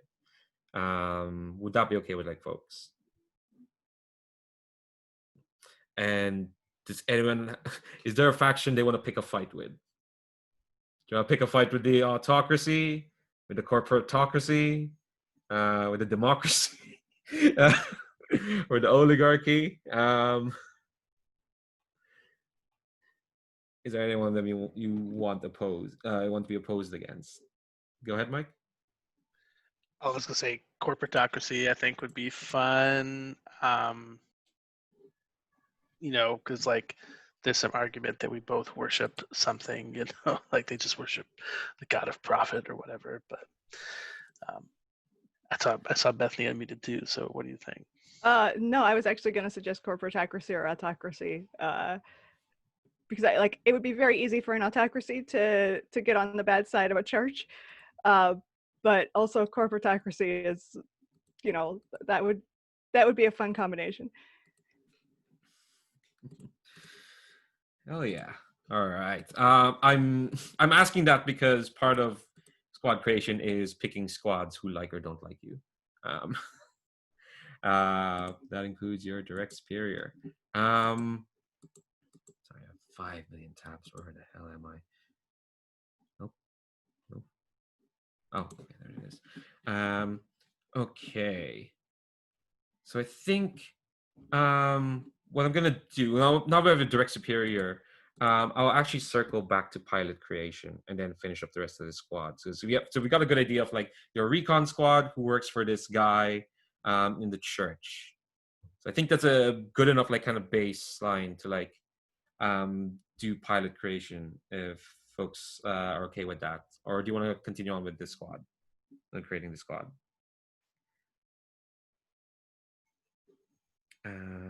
All right. Okay. So I just want to see what kind of characters they all make. Honestly, that's just the main thing. Okay. So I'll go through pilot creation as well. There's a PDF for that of that section in the folder. So the main thing, of course, is choosing a playbook. Unlike in Powered by the Apocalypse games, we can double up on playbooks. Because playbooks are kind of more about what skill set you start off with. So theoretically, there could be like 4 technicians in this one group of people who work for the church. Obviously, we don't have to do that. So I'm gonna go through the pilot playbooks, just so everyone is aware of what they might be interested in. First up is the Ace. They're a graceful and daring pilot. The battlefields of the war stretch across cities, continents, and star systems. Such distances are not easily traversed on foot, but you have a vehicle and you're really good at it. Vehicle is what most see them as, the big robots. They're just a tool. But for aces, they're better half. So they're kind of like, they're the star pilots. They're the ones that people make propaganda of. They're usually the protagonists of a Gundam show. They are the ones who are like, you choose an ace if you want to be the hotshot pilot known for being the best in the vehicle. If you want to have the chance of a very flexible vehicle with experimental equipment, and if you want to be more reliant on your vehicle than other pilots. It's fun. Up next after that is the Bureaucrat, which is an overworked and undervalued clerk. They're all about resource management and making sure paperwork and red tape you get through that. It's a relay race no one watches, the requests, orders, and communiques. And the Bureaucrat's all about how often do you use or abuse your position? What are your responsibilities? You choose Bureaucrat if you want to be the master of managing resources in the downtime phase. So they're very good at like in between missions, making sure folks have stuff to do and supplies to get. If you want to have access to mundanely weird gear and abilities, okay, I'm not sure. Sorry, I just saw that sentence for the first time. It's like, all right, I don't know why anyone. Okay, cool. No, actually, if I ever get the chance to play this game, maybe. Or if you want to be a banal cog in the machinery of the war, which that comes with its own challenges. Up next is the Empath, who is an empathetic and compassionate psychic. Mind powers. That's part of Gundam. When someone looks at you, they aren't seeing you. When they hear you, they don't listen. They touch but don't feel. But you're these like, you're someone who has like these weird emotional psychic abilities, and you have a perception that's kind of different from everyone else. You kind of like, you choose an empath if you want to play a character who's deeply connected to emotions, their squad mates, and their foes. If you want to have unique psychic powers that give you a unique edge in like conflicts. If you want to try to understand others regardless of the danger. There is a note about empaths and like consent, for sure. Because empaths is like actually a fairly big part of like Gundam canon and whatnot, old new types way back when. But there is a note that like the empath does have ability that could allow them a form of mind control. It's something that that should be considered with respect, especially if it's something that's like being used on a player character. The thing is like that's on this one ability that the empath has, but if it's picked, because all playbooks have the chance to pick other abilities from other playbooks, definitely it's something that there should be like a talk about, for sure, that players, that everyone here on the table is comfortable being able to use that kind of ability, for sure. After the empath is the envoy. The envoy is a stylish and persuasive socialite. The difference between a diplomat and a spy is the quality of the intelligence they bring to their superiors. The envoy is about negotiating celebrations, deals, deceptions of politics. It's all about being truthful in some ways. Envoys, you pick that if you want to play a flashy character who talks their way into and out of trouble, if you want to manipulate people and organizations like puppets, and if you want to explore what happens when you're all flash and no substance in life-threatening situations. That's a challenge. That's just like, you want to do this? Yeah, you want to do this? Sorry, reading this is making me wish I was playing this. This game. Up next is the hacker. It is what it is. It's a cunning and willful programmer. If you choose a hacker, that means more stuff like augmented reality, AI, and all that will come to the forefront. It's about messing with the technology around the world. You choose a hacker if you want to bend machines and vehicles to your will. If you want to have control of others' perception by manipulating the augmented reality around them. And also if you want to be vulnerable in direct conflicts, which is okay. Do you want that? After the hacker is the Infiltrator, which is an agile and deadly burglar, which is about getting into and out of places. You choose Infiltrator if you want to remain unseen until you choose to strike, whether on foot or in your vehicle. If you want to bite off more than you can chew and get out anyway. And if you want to play a character who's seen as unreliable because they are never around. You can never trust that person. They're never around. They don't come to the birthday parties, the office reunions, and stuff like that. You just never see them. But they were there, apparently. They were just there. Someone swears they were there. It must be. Up next is the officer. The officer is a tactical and personable trooper. They are, the person who has the plan. The people look up to and say, "Yeah, what's the plan, boss?" What do we do? Officer, you should choose that if you want to have a measure of inherent authority, if you want other pilots to look to you for a plan or decision, or if you want to play a character that has reached their position by choosing, on some level, to be complicit with their superiors. So there's someone who'd be like, yeah, you knew the Meridian. You just knew them. You had to if you had risen up through the ranks. After the officer is the scout, which is a dangerous sniper and explorer. They're all about it's scout's job to find these secret ways to help clear the path from a safe distance, which works well for a recon group. I will say that, even though your recon group is kind of like about that, whatever playbook you play, definitely I'll make sure that they have a chance to shine in the missions to come. But for the scout, you choose that if you want to play a character with a core of loneliness who finds camaraderie in the robotic companions. What? Oh yeah, you get robot friends with the scout. That's why. All right. If you want to devastate your foes from far away with both a sniper rifle and artillery barrages, or if you want to lead the way, find threats and obstacles ahead of your squad mates. So yeah, if anyone wants to do that camaraderie thing, scouts like, well, I gotta, I work alone, my job means you can't really come along, so I don't really know you, that sort of thing. After scout is the soldier, who is a mighty and violent warrior.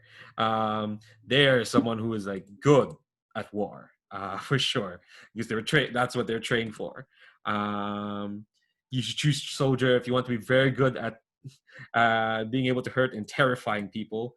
Also, if you want to be incredibly hard to stop, even when badly injured, or if you want to play with ideas around, having a body designed for violence, whether you embrace it or struggle to imagine what peace looks like for yourself.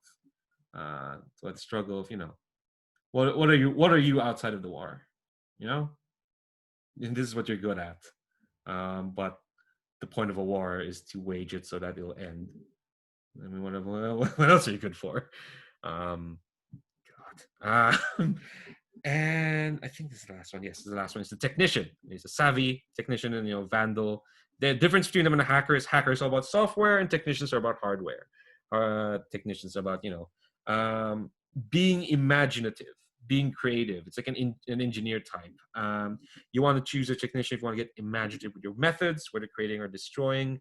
If you want to support your squad mates by maintaining them and their vehicles, making sure things are in top shape, or if you want to explore what your role in the war is as an innovator. So if you're a technician in a war, that means the things you're working on are about being good at war. But you have to think about it. Well, a soldier just kind of has to live it. So those are your options. There's a wide range of stuff to pick. So I'll give you a moment to also look through abilities and whatnot and see what jumps out to folks. And as mentioned, y'all can double up for sure in playbooks.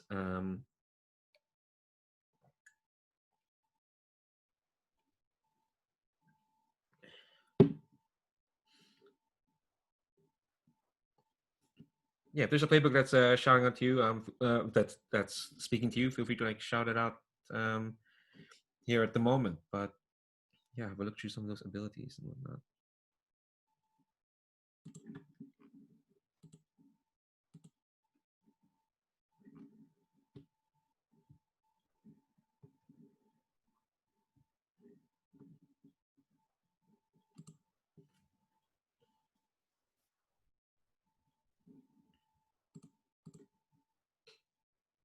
I'll mention one of the main things with choosing a playbook is and this is true for most Forge in the Dark stuff, is that they have unique XP triggers.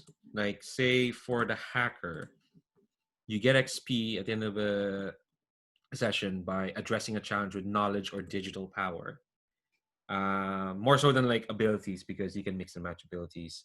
Those are kind of what makes playbooks unique. You pick a playbook, you're kind of flagging what you're most interested in doing and being rewarded for doing.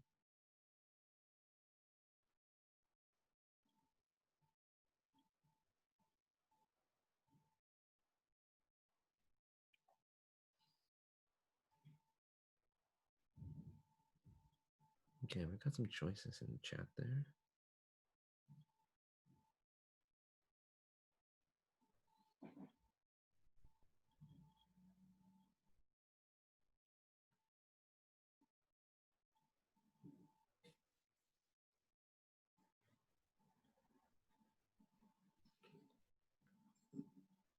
Do we go round around again? Round around again. What the hell am I saying?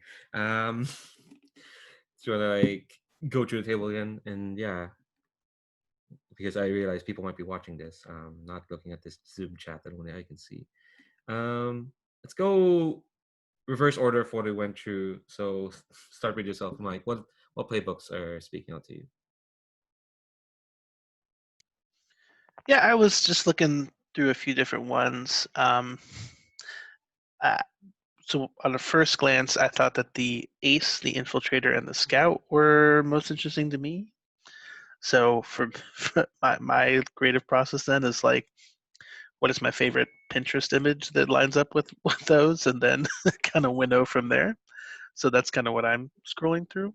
But yeah, I think I would be looking at those three as a possibility. Okay. All right. What about yourself, Lara? What playbooks are speaking out to you? Yeah. So I'm looking at the Technician, Infiltrator, or Envoy or Envoy. I don't know how you say it, but yeah. And I'll be happy playing any of those. So Cool. Bethany, what about you? I'm thinking scout or technician. Cool. Well, geez, what was I gonna say? Like, did everyone say infiltrator? Oh, three I think people. I'm the only one who didn't. Okay. Oh man, imagine if we had like 3 infiltrators and a scout. What does that even look like? A really good recon team. Yeah, exactly. Really good. And Treb, what were you looking at? Well, we know either infiltrator or scout. 'Cause, like, what? So I put in hacker, infiltrator, or soldier. I was considering empath, but it is like we were talking about like how we like a more down to earth feel, and that's like not that. So Yeah, the empath new type psychic stuff is like the bit in Gundam was like, oh wow, we're going some weird places. People thought Evangelion was the first to do that. Anyway, all right, no, I have no access to grind. Cool. I think I'm gonna ask folks. I'm gonna do the round again. I'm gonna ask folks to lock in their choice. And as yeah. And as I said, it's perfectly fine to double up. Um, there is only one scout in this squad. Yeah. So, Mike, what's the choice you're making?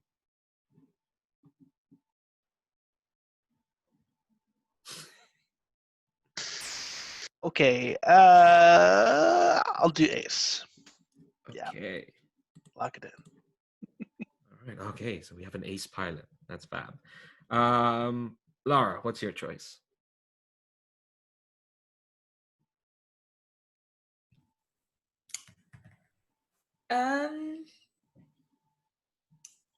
I think I'm gonna go with the Infiltrator. Okay. As I said, if anyone else wants to do infiltrator, that's perfectly fine. I'll just make 2 infiltrator sheets. Bethany, what's your choice? So we have infiltrator. You said yours is Scout. technician or scout? Oh, scout? Yeah. Okay, cool. Let me start hiding some of these sheets. And Treb, I'll go with soldier. Ooh. All right, someone to if things explode, someone we can rely on. All right, so hiding envoy, hacker, officer, and technician. Okay.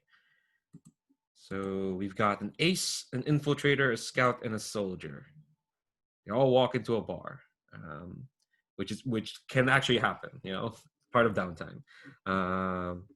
Because the way you lose stress in this game is to hang out with your fellow pilots, which is rad.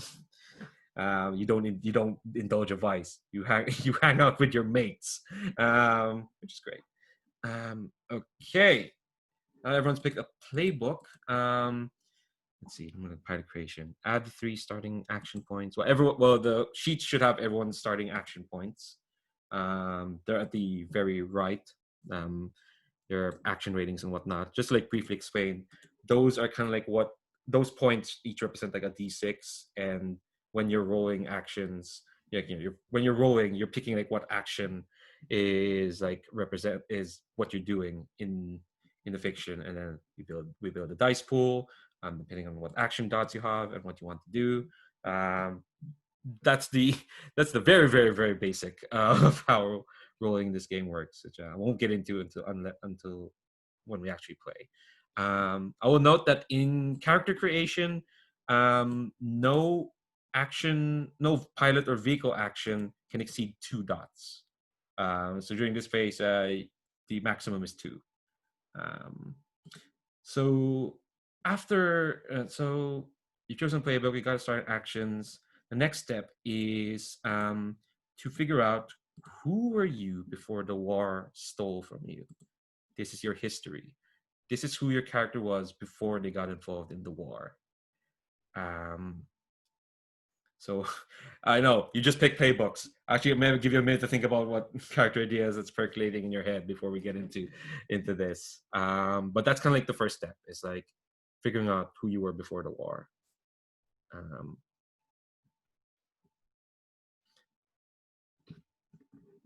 And the pilot creation suggests that you put 1 point into a pilot or vehicle action that expresses that history. Like say, oh, I used to be an attaché for a diplomat, and I'll put a point in like sway or consort. And if you don't know what any of those actions means, you can hover over. There'll be a note explaining what they are.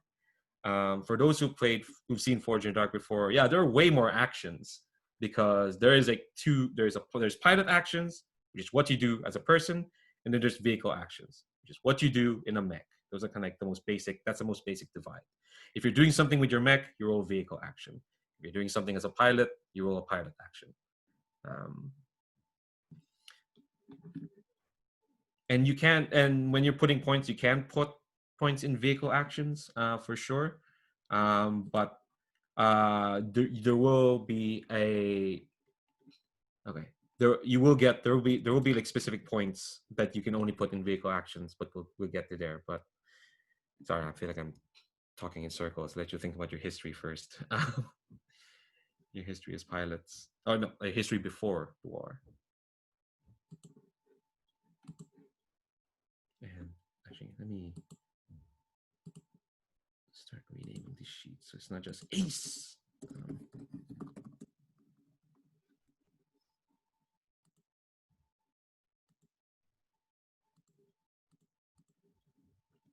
I've already forgotten who picked who playbook. The Infiltrator was Lara, right?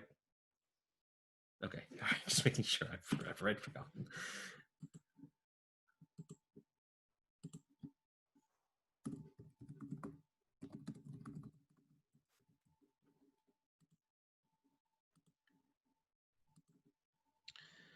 So I think I have are we sharing these now, or are we kind of creating our characters and then sharing them all at once?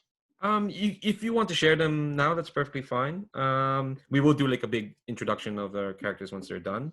But if you want to like say what's on your mind, so like either to help yourself or to help anyone with like where just to tell folks where your mind's at, that's perfectly fine as well. So I'm thinking this character is going to be very tragic to be the ace. So for the history, one of the possible suggestions they included was being a member of the choir. So I think this person was just a very peaceful, was a member of the choir, never thought they'd have to go into a war, and now here they are, like piloting a death machine. So, yeah. Man. There are like, we'll figure out how they made that step. Oh my gosh. I'm now remembering that there's that episode of Band of Brothers where after they got near the end of the episode, after an episode of just lots of horrible stuff, they managed to get some rest at a church, and the nuns got out their choir to like sing to them as they were sleeping at this church. It was very peaceful and nice. Cool. There is a section for history. If you want to add that in, for sure. Yeah, we got name, call sign, look, squad, which we'll get to later because we have finished making our squad. Just have to think of a name, which is always the most fun part. Oh, Jesus. Bethany, go ahead. I think I'm kind of going in the same direction, like a peaceful life previously. I think I was a teacher at like a community college or technical school.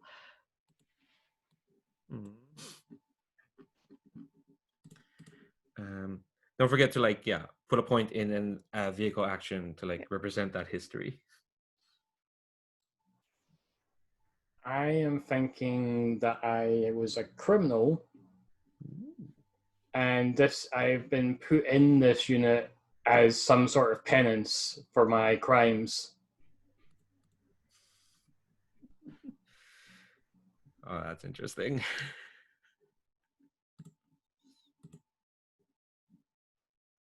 Okay.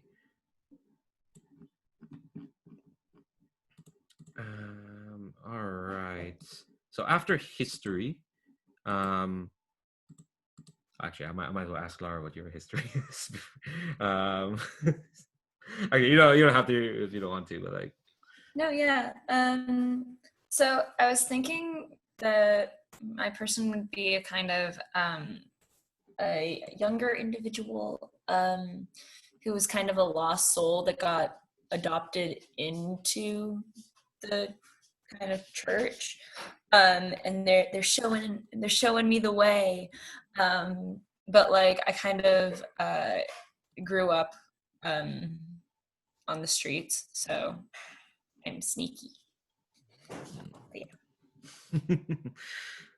That's really cool. We've got some. We've got a mix here. We got quite a mix. So after history, you'll detail how your pilot has experienced the cost of war. This is your tragedy.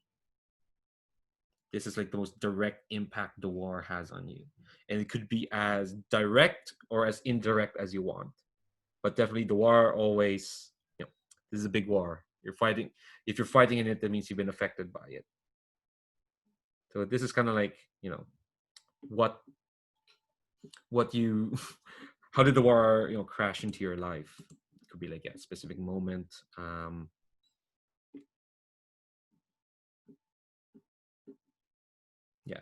Example tragedies I found here in the PDF is lone survivor of a militia, or exiled from homeland, or falsely charged with a major crime, or participated in a failed coup, or space station was lost in an explosion or something like that.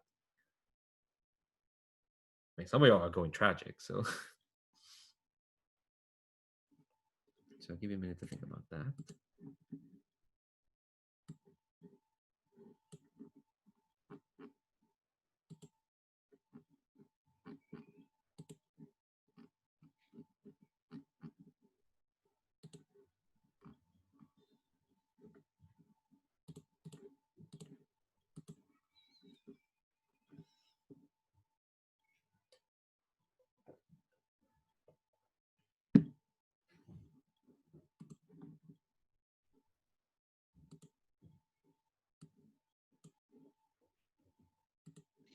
They are not messing around with some of these example tragedies. Yeah, they are harsh.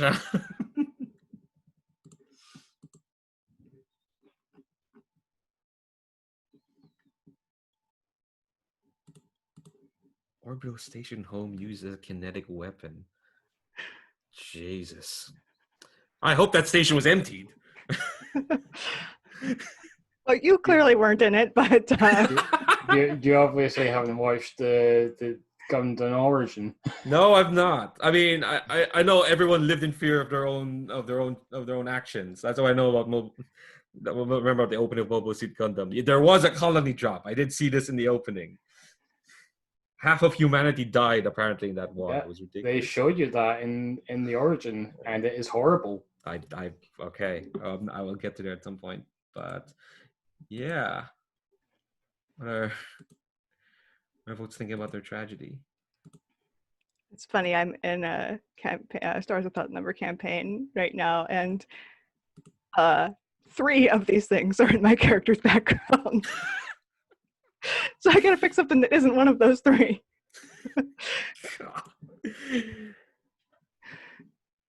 That just sounds like a real upbeat game right there. I'm really the only one with like a tragic character. The others, like, they all have like, you know, some stuff in their backgrounds, but it's a little less ongoing stuff, at least. Let's see here. Yeah, I participated in a failed coup, was exiled from my land and unwillingly experimented on. So good combination. In that order. Oh, okay, all right. Jesus. So gotta find something different here. And those are just examples. If you like, right?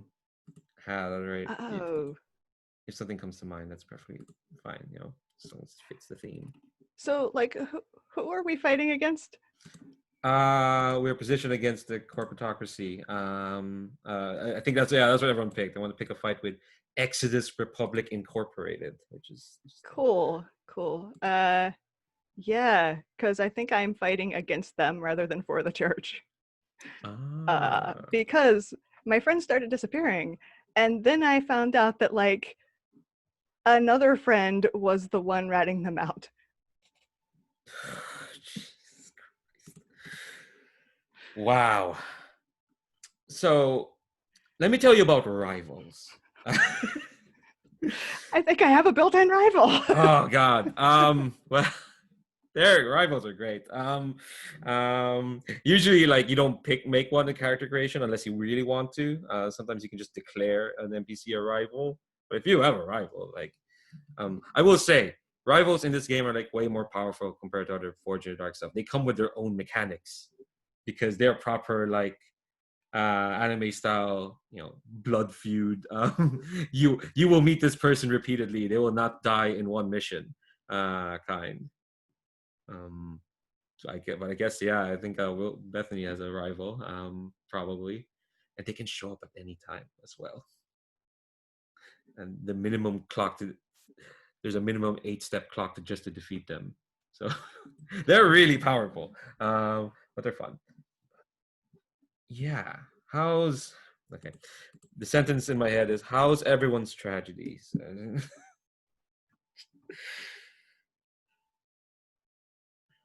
Are folks happy with what they got?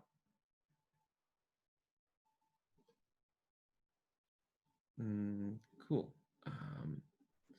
All right. So yeah, we don't have to shout them out now. We'll learn about them when we introduce characters.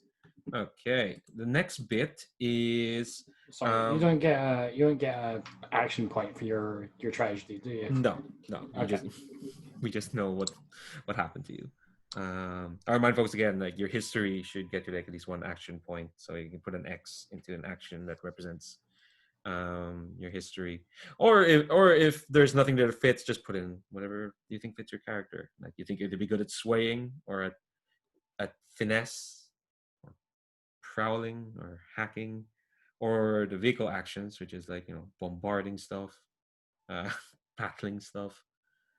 Remind yourself that if you haven't put an action point that represents your history, please do so now. Or maybe we'll circle back to it, because there's, again, a lot of actions, and I realize that I don't have to make you make a choice. Make you make a choice. A lot of great sentences today. What's up?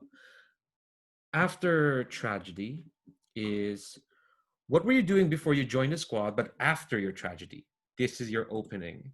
You can be fighting in the war, you can be doing stuff, but this is before you joined this squad specifically. Like, this band of ne'er-do-wells. And some of the examples for the opening is like, you know, building a custom vehicle from spare parts, stuck in prison for petty crimes, fighting in the vehicle arena. Ooh. Commanding a gang of rabble and scum. Oh, that's great.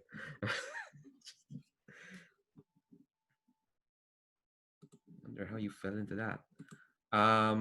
This one, you also put 1 point into a pilot or vehicle action that expresses your opening.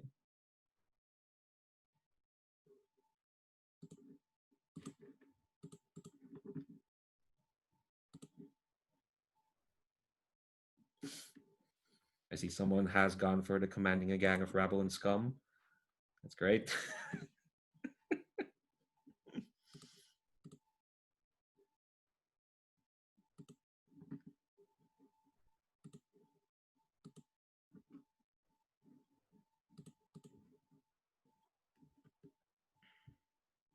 I picked survey for that one because like being able to be aware of situations is probably important for that sort of thing. Yeah. Yeah, it could go a lot of ways. Like, commanding them means you have a force of personality. You can put a point of command on that, or you're good at keeping them together. Maybe that's a consort, or maybe you're just so good at beating up other mechs, so you put a point of battle.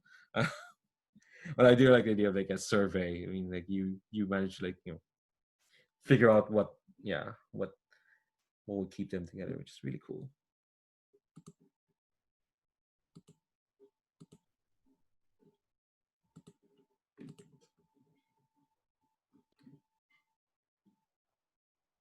I think I was hoping rebuild an outpost that had recently been destroyed in the war. Maybe in the middle of doing that. I will say, like, keep that in mind, because the next bit we're gonna go after this is figuring out your character's drive, which is what they want to do, their ambitions. But yeah, you can that totally fits as before you joined the squad, you were trying to rebuild an outpost. That's perfectly good opening.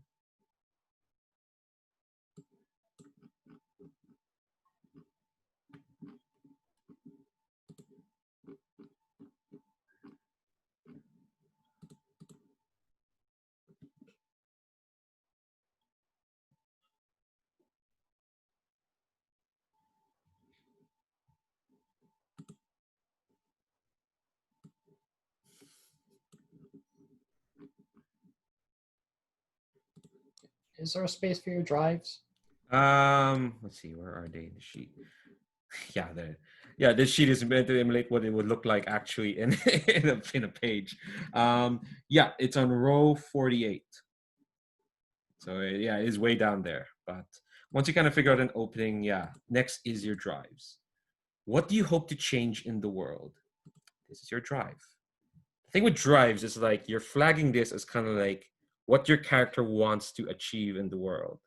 Bethany mentioned, rebuilding an outpost. That's a good drive. That's something you really will work on. This is not something you can accomplish in like 4 or even 5 sessions. This is kind of like, what's the dream that drives your character on? It could be stuff like, I want to defeat my long-term rival.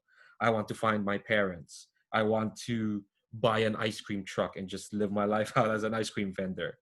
You're also flagging that, for some reason, these drives are hard to achieve at the moment. It's something you're actively working on. I want to be a famous pop star. I want to rebuild the orphanage. I want to reconnect friends that I've lost along the way, that sort of thing. I want to destroy the flagship that bombarded my home. Those sort of things.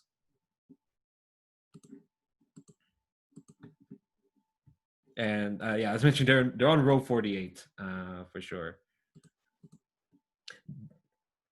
The previous version of Beam Saber, you used to earn money for yourself, supply for yourself, but that got replaced by this, by having dreams.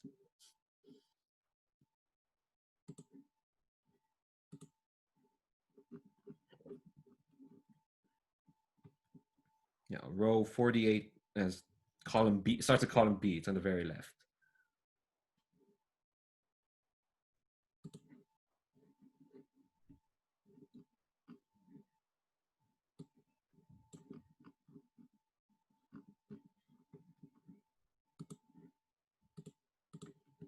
So just explain more about drives. The way you kind of work through them is like there are 2 ways. One is to work on a long-term project, and another one is to like do something in the mission that adds to your drive, whether big or small. That adds a tick to one of those 2 drive clocks there. When you a filled drive clock, you can spend that to really help an ally and give them like a big boost in the middle of battle. spend 2 drive clocks, you can permanently change a character's circumstance. This is the only way to defeat a rival, for one thing. Or you can like spend 2 drive clocks to push your drive towards like to use your drive to like, okay, here's I'm gonna change this person's life. Spend 3 drive clocks, you can change like a squad circumstance. So you can change your squad circumstance or another one's squad. You spend 4, you can change an entire faction circumstance. Like, oh, this autocracy, yeah, nah. Okay, more eloquent examples than that, but you know, you change circumstance in a way. Of course, the problem is you have a limit of 2 drive clocks. So if you want to change the world, you're gonna have to get others to contribute their drive clocks with you. So you have to convince them your dream is more important than theirs. Which we'll see if we get to that point.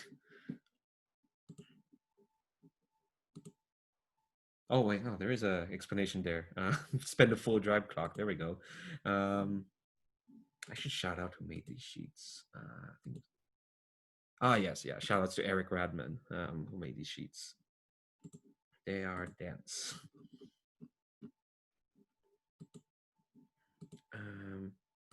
Okay.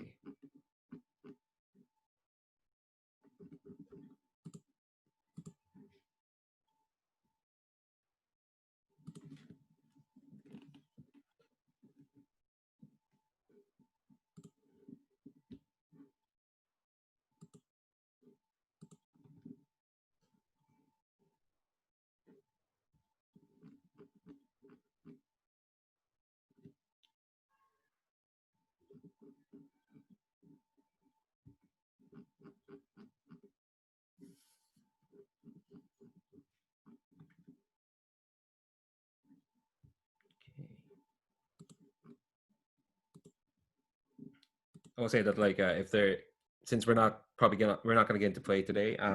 If you've changed your mind about drive or history or something between now and then, that's perfectly fine. I'm not gonna lock you into any like, oh, I should have put points in X. Well, it's fine. We're just creating stuff for today.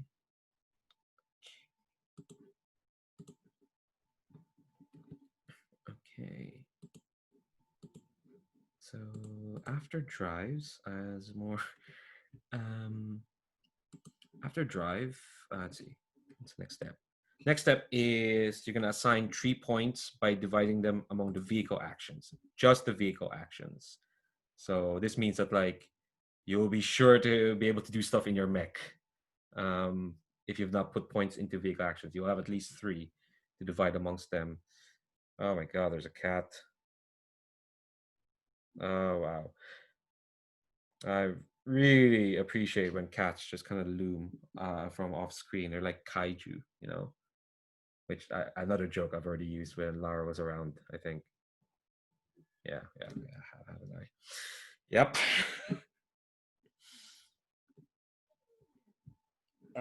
So Spark is something I don't know about. Oh, that's the replacement for special armor. So if you know what special armor is, that's just what Spark is. Basically, Spark is like it's a resource for doing intangible things. We'll get there when it comes up. Yeah, all the stuff like gear, healing, armor, whatnot. Or I'll explain those when we come to like play itself. I don't have to worry about them right now.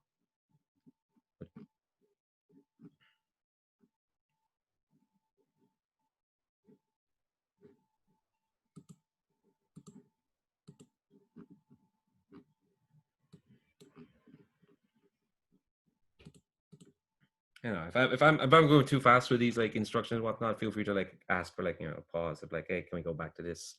What does this mean again? Of stuff I've talked about. I was worried that like I'd like for everyone to be in the same page.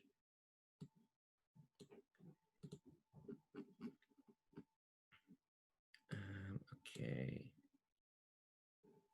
So after you've assigned 3 points divided amongst your vehicle actions, and again, no action can go over 2 dots while we're here. So after that step, you're going to have 2 points split between any pilot and / or vehicle actions. So you can choose to put this 2 extra points on your vehicle actions, or just on your pilot actions, or you can put 1 on either. So by the end of this, you should have a total of 10 action points.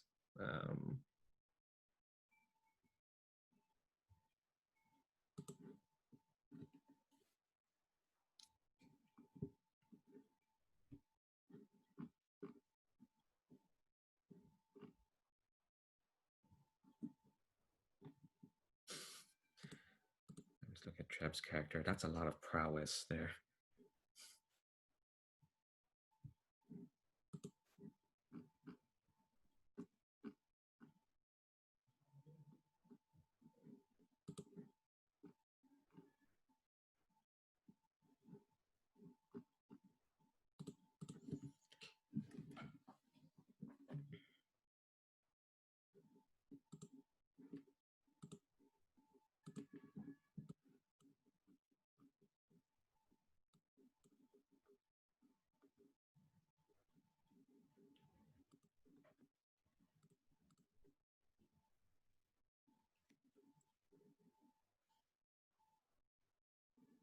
Okay, once you have like 10 action points spread out, assigned, after that you pick an ability. Straightforward enough.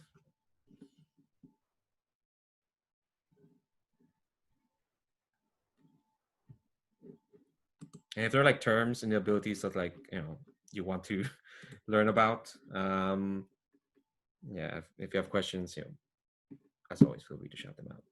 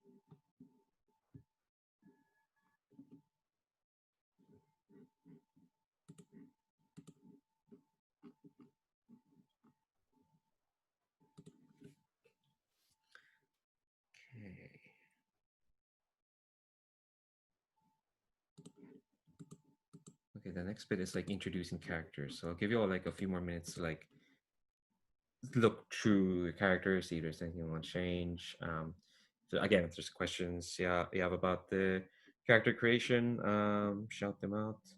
But I think, yeah, we'll get to introducing them shortly.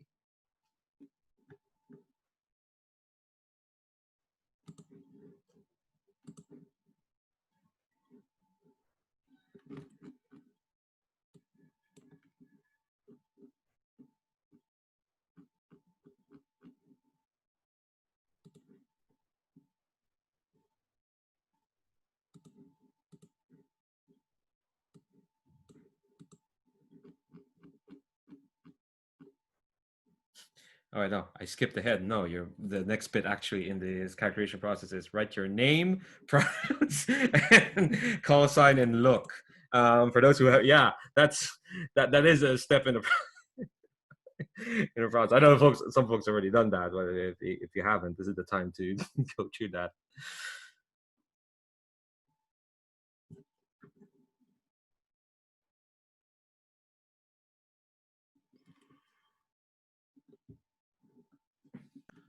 Question on call sign for you, Leandro.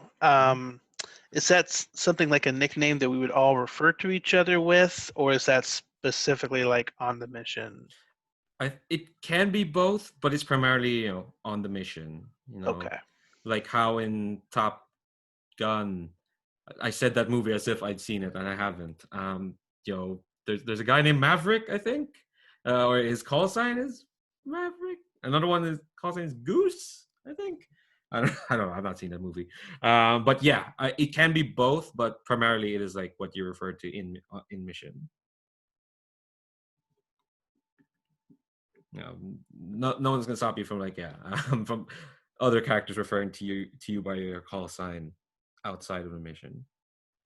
I mean, that could even be like a point where you don't really let other people speak to you with your actual name unless you're really close to them. I don't know.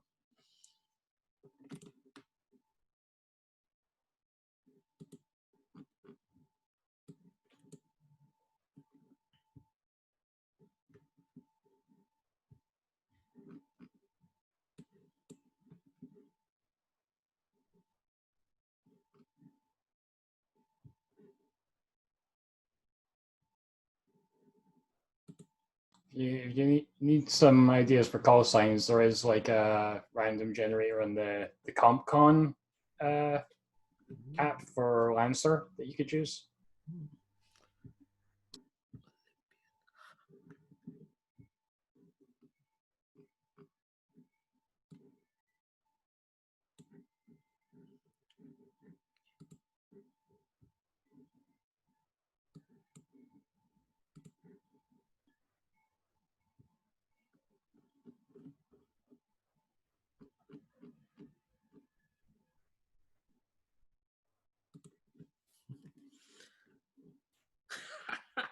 Sorry, I just read one of the call signs.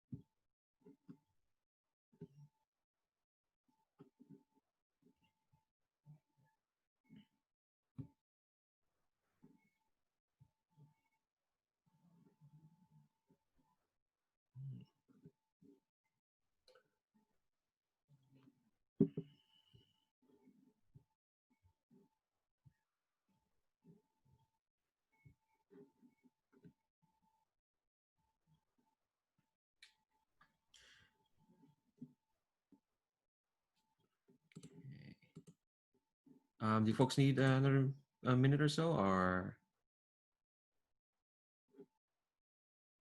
no? It's perfectly fine. Yeah, we can afford a few more minutes.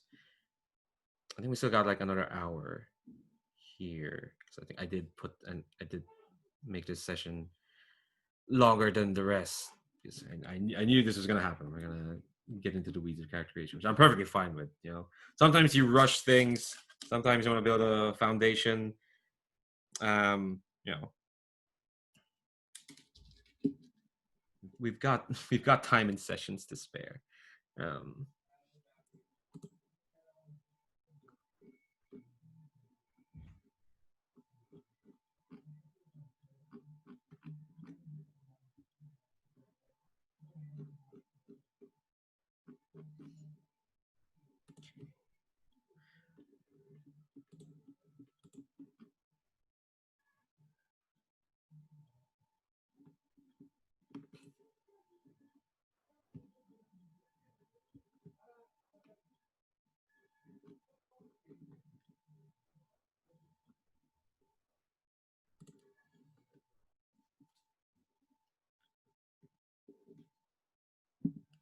Are folks ready to introduce characters?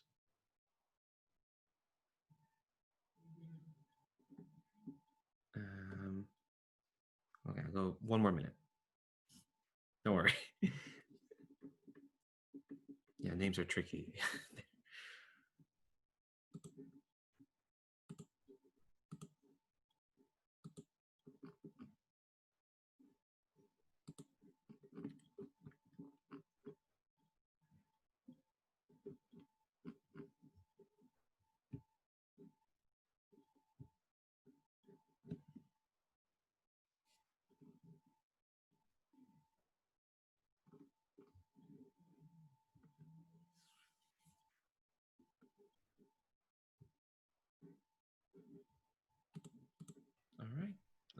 You okay, Bethany? Yeah, I'll fill in look whenever. Okay. All right. Let's go on the order we have here on the character keeper, which means Mike, you're up first. Why don't you introduce us to our ace?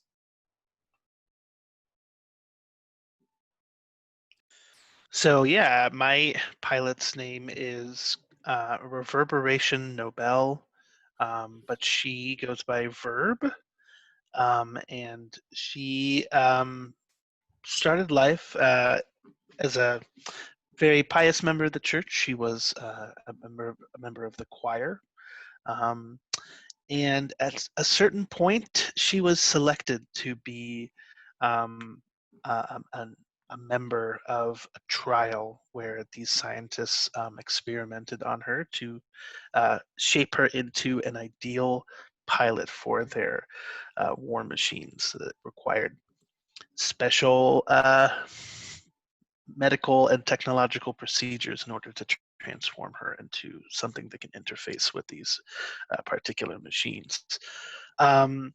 However, she didn't like that too much, and she tried to desert, and actually for a time was being a taxi driver. But this was not just any taxi driver. She was piloting um, these taxis in these like very ravaged and war-torn areas where auto cars can't typically navigate. So she was kind of using some of those instincts that were instilled in her to operate these taxis in a very dynamic way.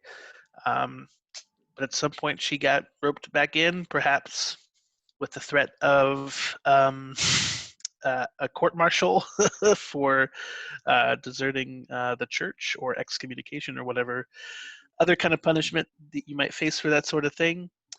And she was given a new vehicle to interface with. For her drive, I went with something a little bit intense, maybe. I think her ultimate goal is to become fully machine. So I don't quite know how that will work technologically, but it might involve some research. But I think she wants to abandon her human fleshly form and become something beyond. That's heavy. But gosh, yeah, that is something. All right. I suppose then, since she spent the time before the squad driving taxis, what's her opinion on the war? I guess. I think I'm going to ask this of every PC, but what did you think of this war?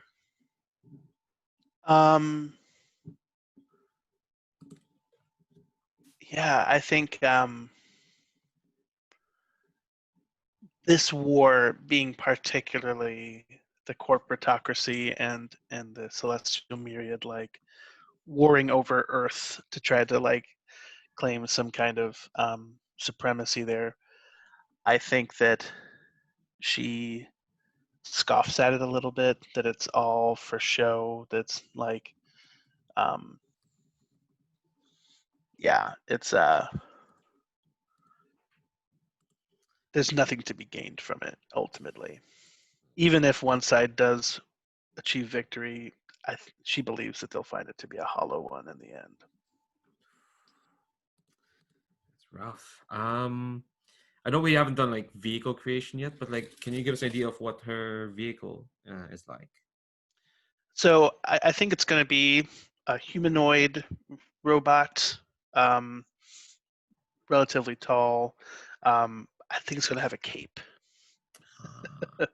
I think it could like maybe like be like a camouflage thing for the, since we're scouts and we're not just like all the time flashy, but I think it could be like also used for flashes because it's a cape.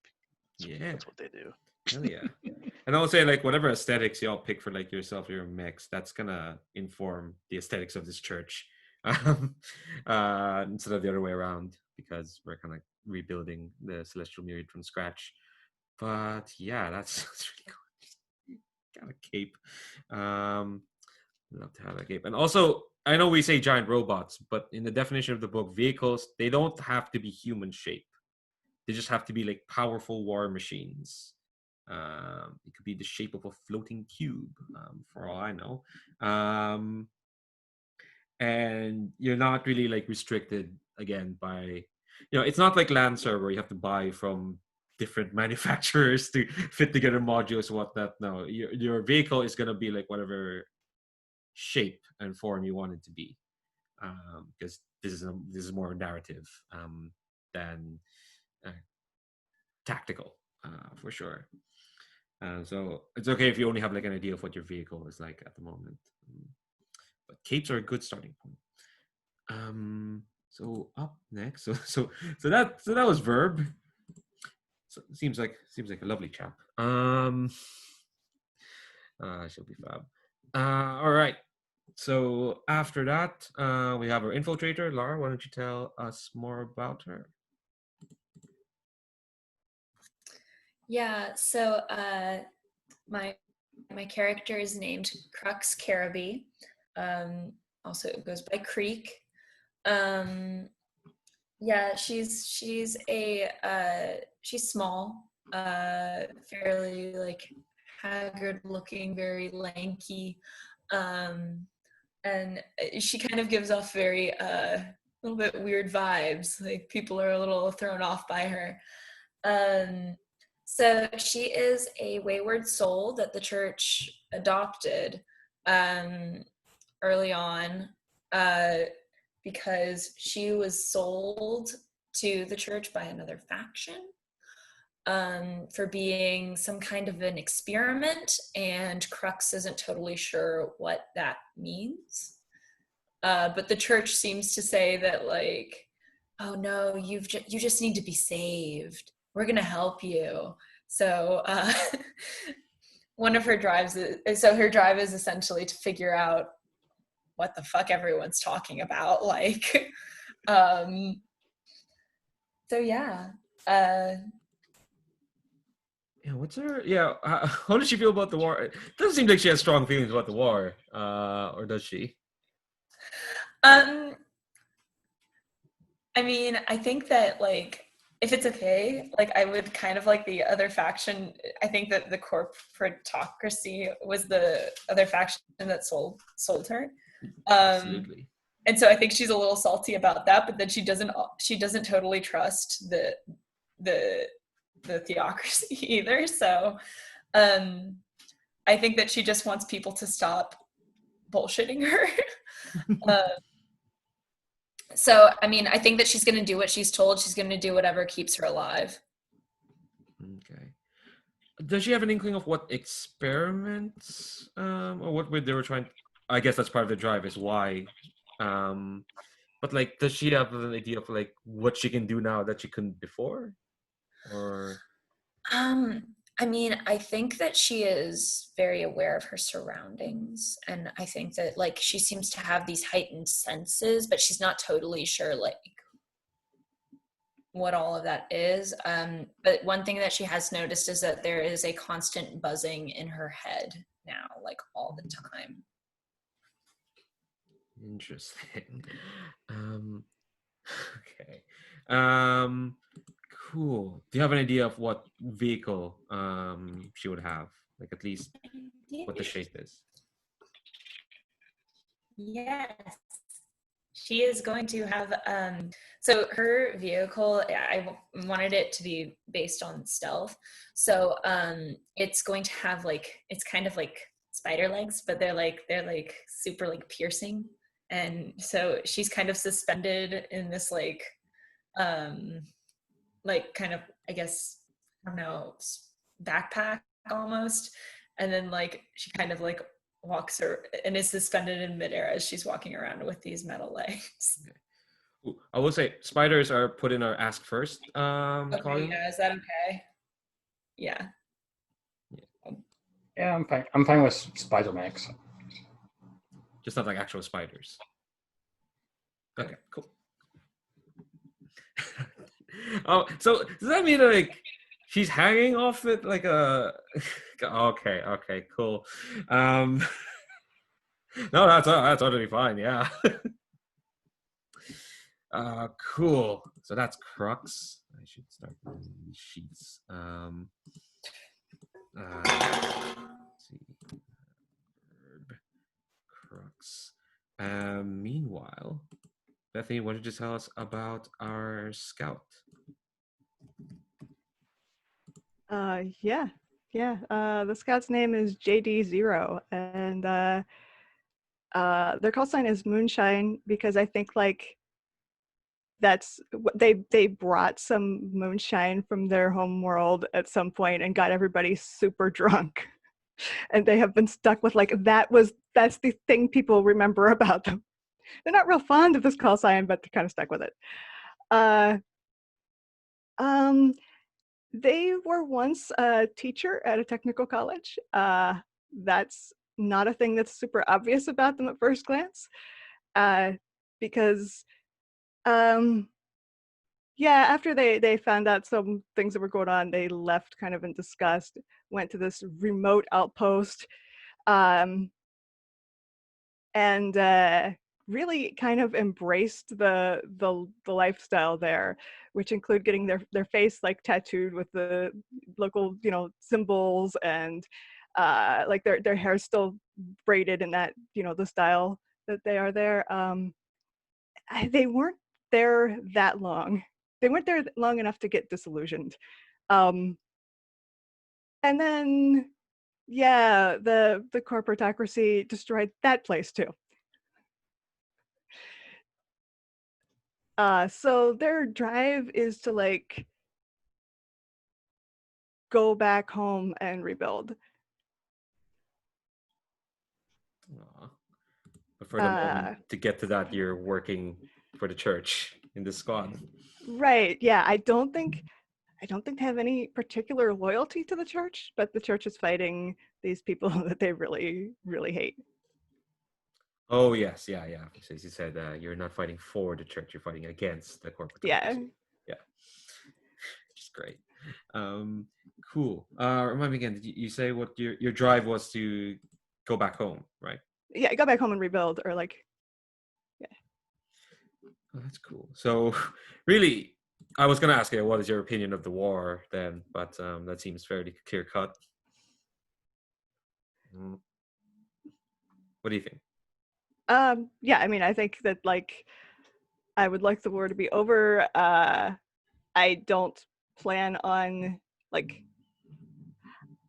as soon as we're done with this, I'm leaving. I'm not in the church military, as a permanent thing. I'm here now because here is where I can do some good. When I can't anymore, I'll leave. That's good. That's good. That's good to know. I guess the last thing is, do you have an idea for what vehicle Moonshine would be in? Let's see. I'm also thinking something kind of insect-like. Maybe not so much a spider. A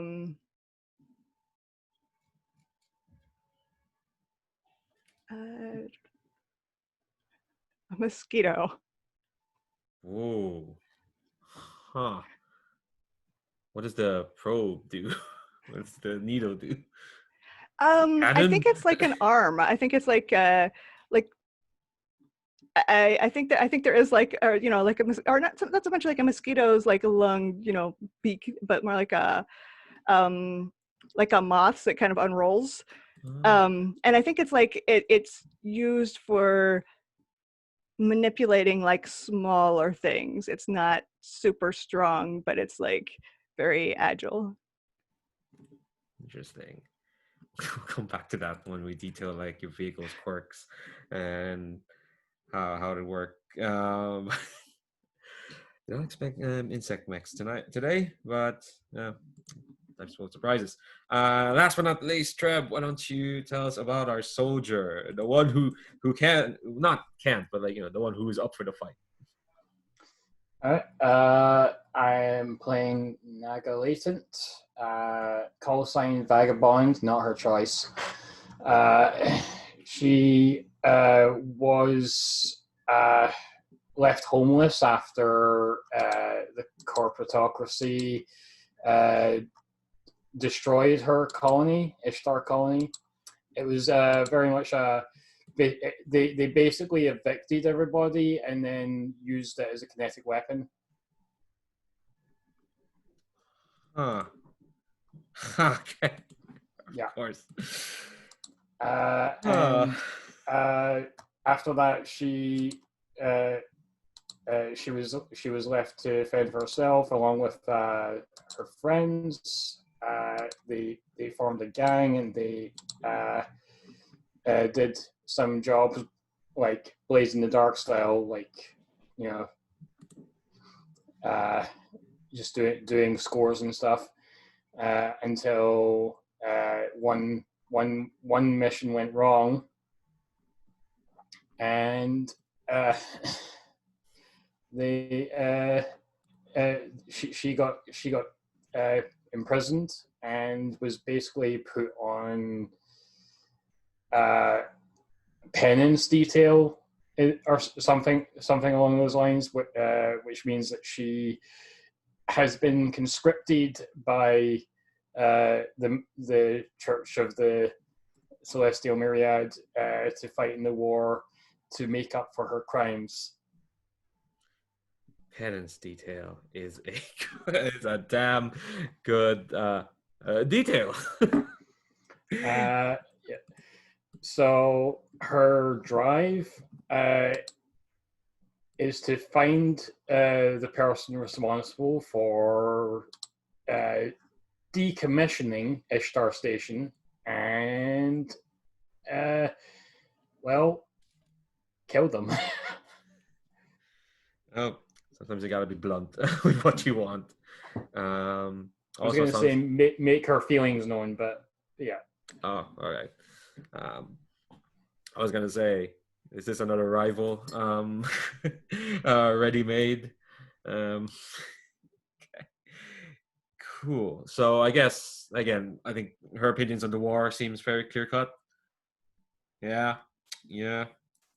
Fuck all that noise. What's your vehicle like? I was thinking something along the lines of like a sort of crab tank sort of thing. Nice. A quadrupedal tank like from Ghost in the Shell. Yeah. Oh, those look really neat. I'm liking this image of like there's this your squad is full of like insectoid quadri led like mechs, and there's this motherfucker with a cape. It's just leading just this fancy ass cape. I think maybe the mech has a beetle horn. I can no, you don't. Yeah, have to. It's fine. I just the image is in my head. Like, look, I've seen more disparate mech squads for sure. This is like, but yeah, you don't have to put beetle horns if you don't want to, Mike. All right. Okay. Cool. So we have an idea of our characters. I think I'm gonna call for a 5-minute break because we've been here for a while, and I think when we come back, we'll spend the next half hour just finishing up everything else. And cool. So be back in actually top of the hour. Let's go for the full top of the hour because we've been here for a while. So BRB. All right. The very, very, very, very, very last thing you need to do with pilot creation is everyone is gonna make I said this and then I lost track of where I am in the PDF. You're gonna write the names of each of the other members of the squad on your connection sheet. On each of your sheets that starts on row 59, on the very left, connections. You can write the pilot's name of all the other pilots in your squad, and you are gonna put one tick in their connection clock, which is the boxes here, and then make one belief out of each pilot. Your belief about them. It's it's kind of like bonds in Dungeon World, but it's not actionable because they don't have to be actionable. They just be like what your character thinks of them. Sure, and they don't have to be true. It's just their character's perception.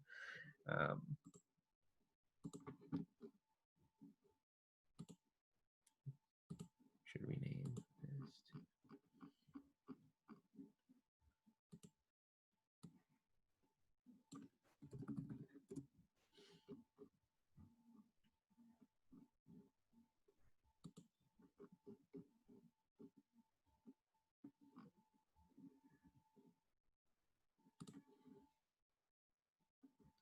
So basically, everyone starts up with one belief about each of the members, and you get more the more you hang out with them in downtime, basically. Of course, the tricky part is that like the more beliefs you have, the more stress it costs to help them in battle. But that also means you can give them more advantages. Like usually when you assist someone, it's always just one die. But if you have more beliefs about them, it means you can give them a die, better position, or better effect. But it costs you more stress because obviously you care about them more because you hung out with them. But everyone just starts at one.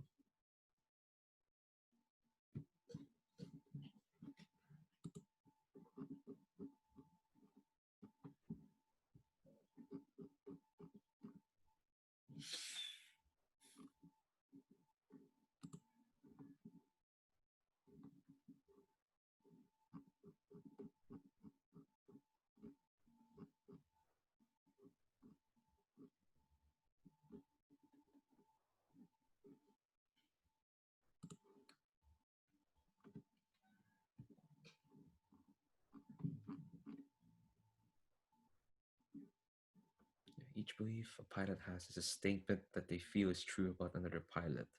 They're simple, quick, and influential in the rapport between the two. However, the players need to remember that they're not necessarily true. One could believe that JD knows all the best ways to get booze in the base, just because of that one time.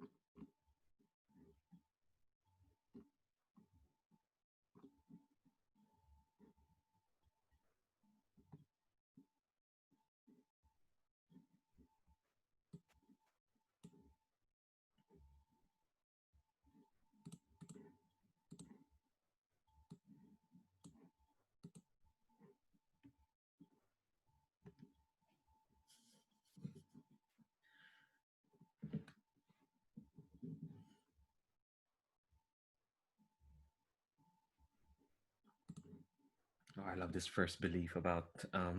Actually, I'm not gonna shout out beliefs yet, but the first one I saw in verbs sheet is like, okay. But yeah, I'll get everyone to like introduce their beliefs once everyone's done.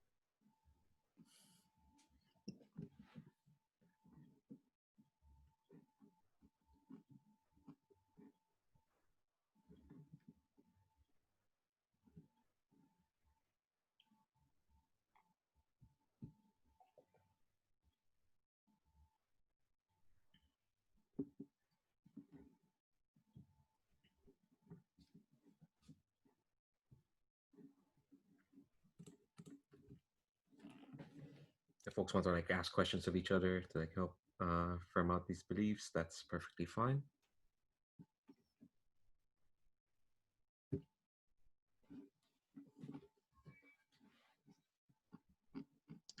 So I think I have the bones of mine laid out. The first one I did with Crux Greek. I mentioned that we were both victims of experimentation, and I want to know if I can convince her to follow my path, to take on your experimentation for your, for yourself, use it to become something. That's interesting.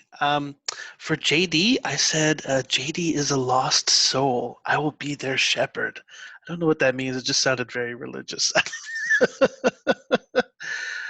I think that I think that JD is a very like sympathetic character, and I'd like to see Verb like helping them out and kind of like being a supportive person for them. And then contrast that with Naga, and I said she handles her vehicle like a club without grace, which is sort of like inspired by the one of the Playbook suggested beliefs. So I think that kind of just highlights, the ways that we operate our vehicle may translate to the ways that we operate ourselves. I don't know. I think we'll see more in play. But what do you folks think about those? Do you like those? Are those? Okay, got some nods. Cool. Awesome.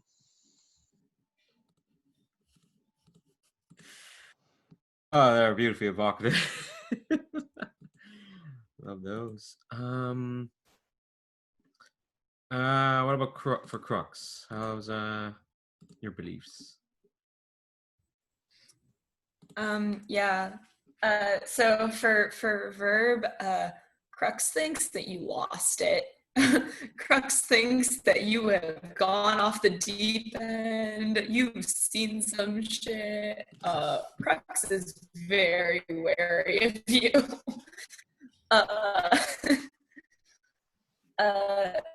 For JD, Lara, you're roboting a bit. Crux thinks that you're willing to go to any lengths necessary to finish.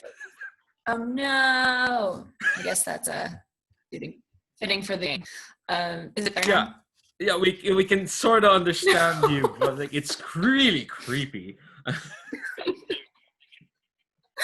Great, good, okay. It's a bit better now. Yeah, it's much better now. Okay.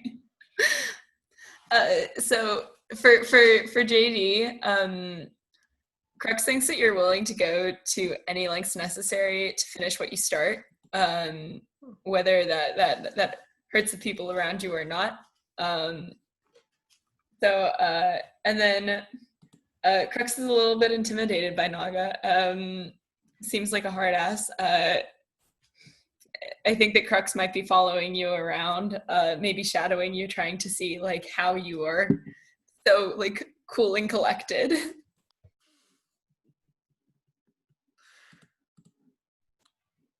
Never had like not necessarily a kid, but having the kid of the squad.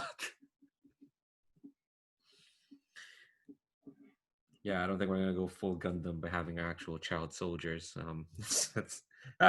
Gundam can do that. We don't have to. Cool. JD and Naga, how are y'all doing with your beliefs?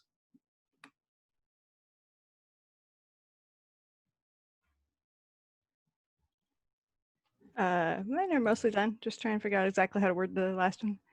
Mm-hmm.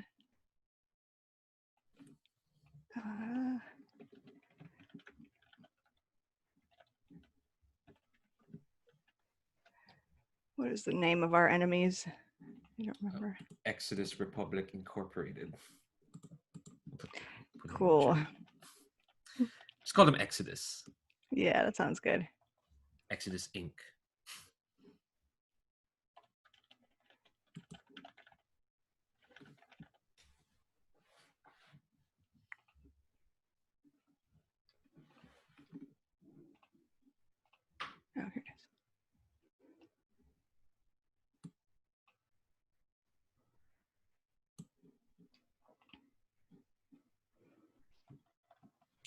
I just deleted.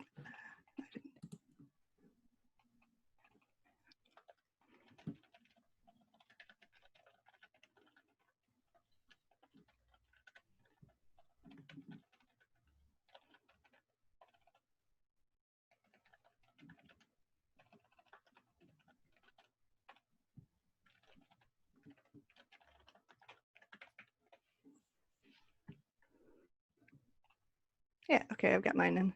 Cool. Yeah, so JD thinks that Verb is more interested in showing off than in winning.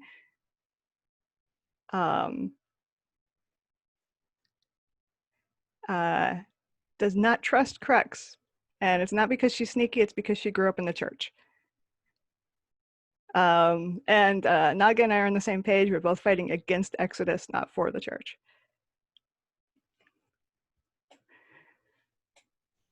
Changing patron factions is totally a thing that can happen in Beam Saber. You're not beholden to stick around with the church should push come to shove, you know? All right, I think I've got my free. Hell yeah. All right. Verb needs to remember who she was, not who they made her. Or hang on. Did I get pronouns wrong? Sorry. Yeah, no, that's right. Crux needs someone looking out for them. I'd just rather it not be me. Wow. And JD, we both lost folk, so at least we have that in common. All right, we've got our best friends of the squad. That's bad. All right. Such a great bunch of pilots. All right, that's all the pilot stuff done. The main thing I want done before we wrap up is the squad creation. So I think we stopped halfway there to actually do pilot stuff. But I just want to say this is a rad squad. Looking forward to putting them in the shit, so to speak. Cool. So let's come back to the Recon page. Where am I in this? Okay. So we picked a direct superior. His name is the Meridian. I should put down his pronouns. The Meridian. He, him. And part of the superior is that you will get a +1 with a squad who likes your superior, and a -1 with another squad who doesn't like your superior. And like the GM gets to pick that apparently. So for the +1, I picked a squad from the church. Their squad called the Cenotaph. Basically they're dedicated to bringing the dead home, regardless of their allegiance in life. So they make sure the dead rest where they need to be. They're altruistic compared to the other squads in the church, for sure. And their goal, because all squads have a goal, is to honor the dead in body and spirit. So apparently they like your superior. Yeah, I'm picking some squads from the church that that are cool enough to stuff like that. Crusade, obviously, it's like it's a bit like that's on the nose. But there are some stuff like the Cenotaph. They're like, yeah, we can fit them in. Oh yeah. I should note, Austin Ramsey ran a Beam Saber campaign based that basically this squad was this squad was the main squad of that. But now you're friends with them. And the squad that don't like your superior is a corporatocracy squad. They're called Valkyrie Intelligent Redistribution. Oh, that's a lot of buzzwords in one squad. They go to battlefield to collect disabled vehicles for salvage. They are vultures, basically. They're like the complete opposite of the Cenotaph, for sure. So you have a -1 with them now. So fun times. Cool. Next up, I'm gonna let's see. I'm skipping over a bit. All right, you need to pick your squad reputation. Squad reputation is fairly important. It's what your squad is known for. That's their initial reputation. This is when you reinforce a reputation, you get squad XP. There are some examples in the PDF. Let me see if I can copy paste them. Oh, bam! But like it's just usually just one word. So it's stuff like ambitious, honorable, amoral, professional, menacing, savvy, daring, or subtle. Basically, whatever reputation you pick is kind of like what you think what the squad should be going for. To get XP and. But there's always a chance to like create a new reputation. But this is just the one you're starting off. So your squad of insect mechs, along with your caped ace. What kind of reputation do you think they have? Also, it's meant to be a subtle recon squad as well. Which it is, especially in a battlefield. Just because you have giant robots, the other side also has giant robots. But yeah, what do you think? What reputation what kind of reputation do y'all think you'd want for your squad?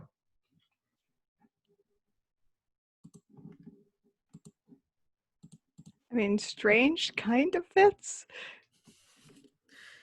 You are all kind of weird. We are an odd bunch. Yeah, half of you. Well, the thing is, half of you are kind of normal. Led a criminal gang, was a teacher. The other half were like weird, mysterious experiments, and what strange seems good. What about yourselves, Mike or Lara? What are you thinking? I like strange or like enigmatic or like dangerous liability. Enigmatic has that allure, like Yeah. ooh. I can see a lot of questions being like, why did they send them? Well, they must be there must be something about them that's really great because, otherwise, why would they send them? What do you think, Lara? I'm liking, I just like the word enigmatic, but that's just me. Liability is funny. I think that's amusing. I like those. I also like menacing because like most of us are like insect mechs, and then there's just this one guy with the cape.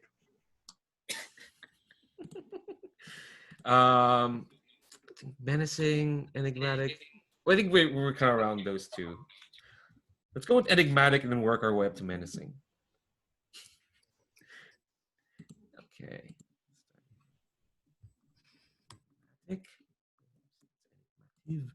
All right. So the next bit is we're going to detail your forward operating base. Basically, where y'all keep your mechs, where you kind of like work out of. Not necessarily where you live, I think. Yeah. Because you don't start off with unless you have quarters.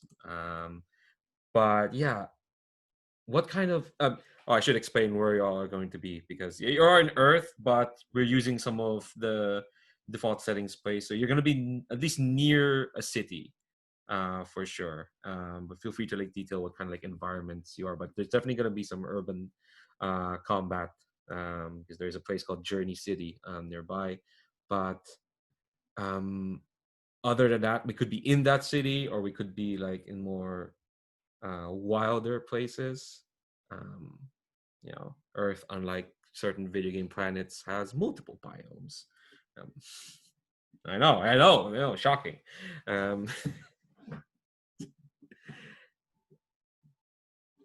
But yeah, forward operating base. Let's see what other details can we have there. I think also the thing as well, because I will say you will start at tier 1, unlike because I want to jumpstart y'all getting to fight other mechs, because usually you start at tier 0 and it's a bit of a slog to get to the first tier, but you might not pick it. You start at tier 1, I don't care. But your forward operating base is going to be a bit unimpressive. Between missions, the pilots will be spending most of their time at the FOB. This is a compound that exists to provide resources and support to the squad. There are some examples here in the PDF, like a car dealership or a crashed space station, or an orbital platform, or an old armory or amusement park or forest. Last time around, Beam Saber, they operated out of a derelict opera house and launched their mechs from the stage. It's just okay. All right, cool. Yeah, it was ridiculous. In hindsight, I was like, okay, all right. So I don't have ideas of what kind of FOB they want to be operating from. I kind of like that abandoned amusement park thing. I would say because you're Recon, one of your starting upgrades is that your FOB is hidden, which means Ooh, that nice. yeah, the squad's FOB is hidden from Cool. even intensive Even better. searches. Yeah. So are we hidden in plain sight or are we hidden? I was thinking metro station.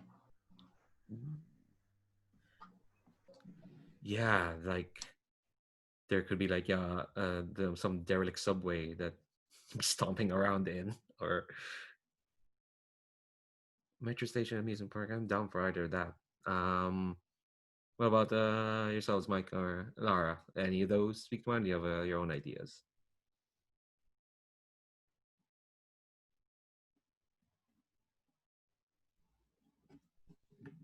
There's something kind of appealing about being insects in the metro station, you know, kind of like roaches crawling around down there in the tunnels.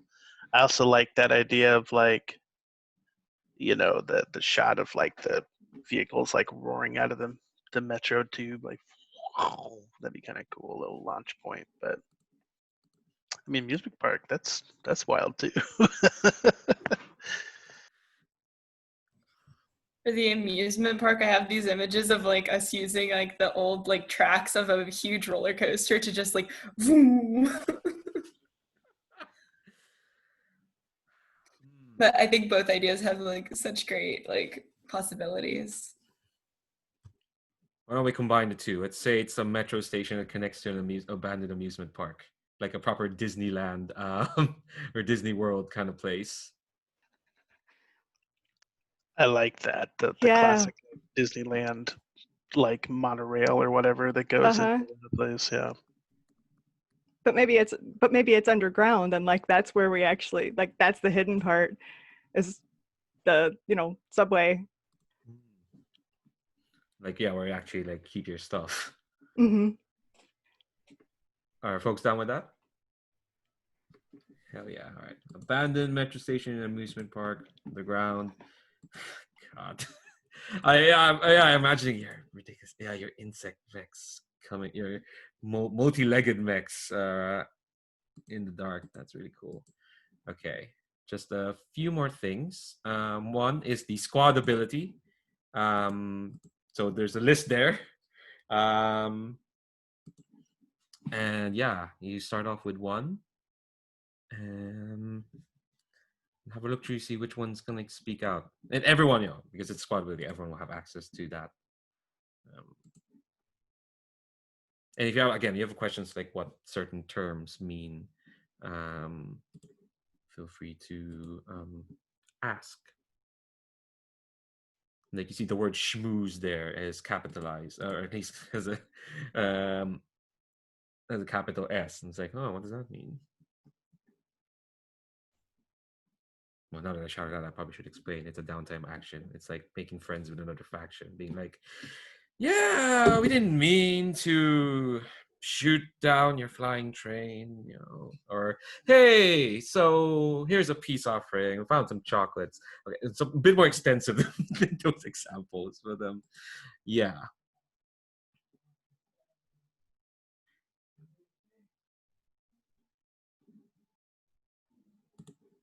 But yeah, what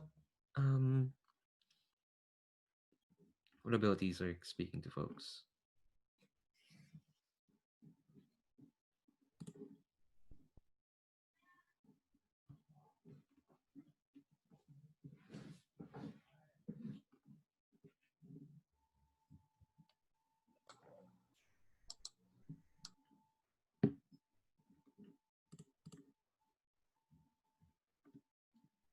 Did I hear someone in mute? Sorry, I was looking away.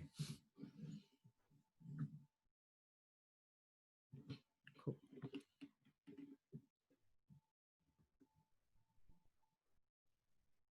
Bethany, you're muted if you're speaking. I wasn't. I was Sorry. like reading. Sorry, I was like, I'm just paranoid after. Yeah. Because, but yeah.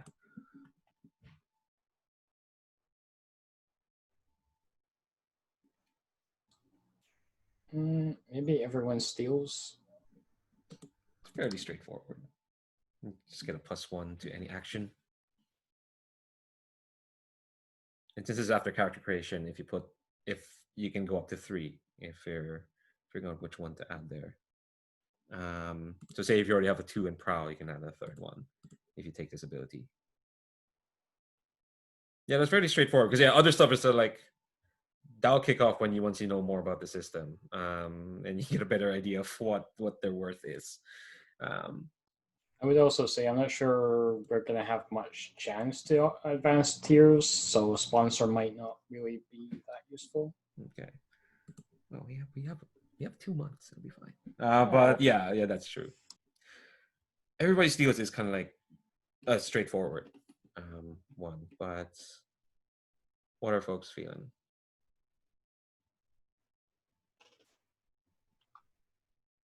Yeah, I like everybody steals too. It seems like the most immediately usable one. Cool. Everyone else okay with that? Yeah, no, I think it makes sense. So everyone steals. Each PC may add +1 action rating. Ooh, lights up. +1 action rating to prowl, finesse, or engineer, up to a max rating of 3.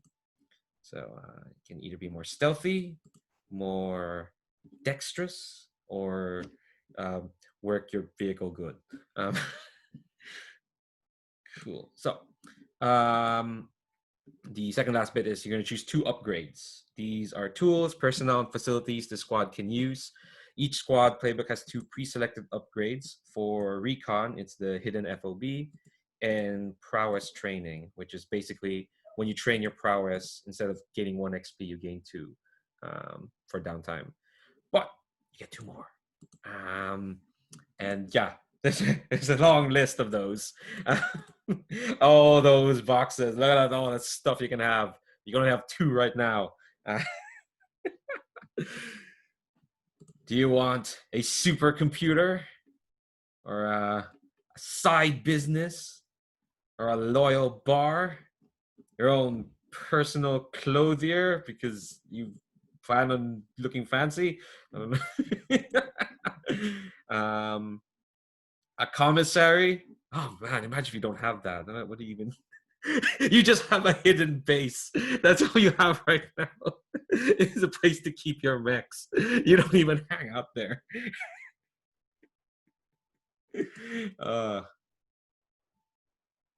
Or you can have quarters, so you can live there.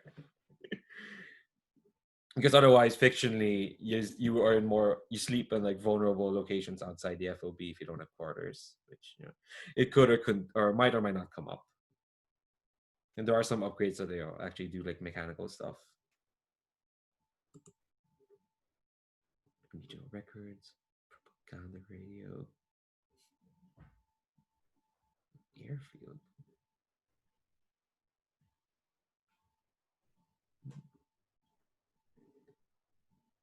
Just looking through them, yeah. Just look through them and then feel free to like shout out what caught your eye, what catches your eye. I mean, secret routes seems to fit, although it might not actually be the most interesting option. But like, I've said as tunnels and secret routes are kind of both would both fit. If we don't take that, we could always say that the tunnels are blocked off and we need to clear them out to get access to that.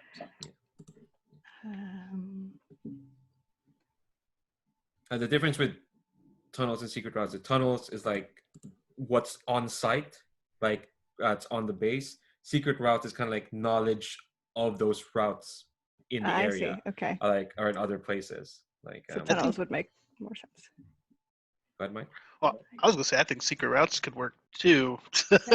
Yeah. Totally You know, just we talked about like the subway like leading to other parts if we needed to.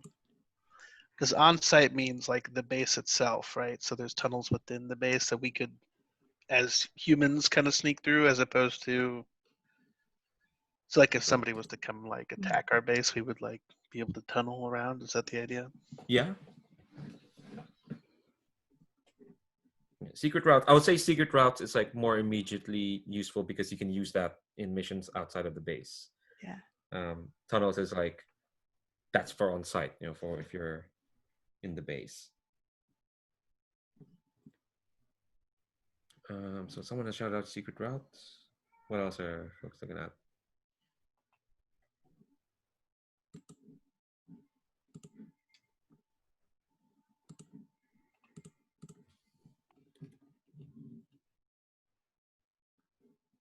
There's a lot of choices.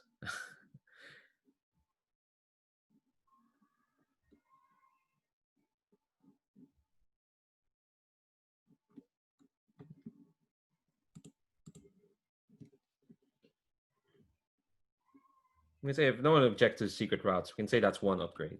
So we just need to pick another one. I just want to I think this is the last thing we'll do as they upgrade stuff and possibly naming the squad, and then we'll wrap for then. But if no one objects to secret routes, I'll lock that in. Okay. So that's one. Anyone have an idea for another one?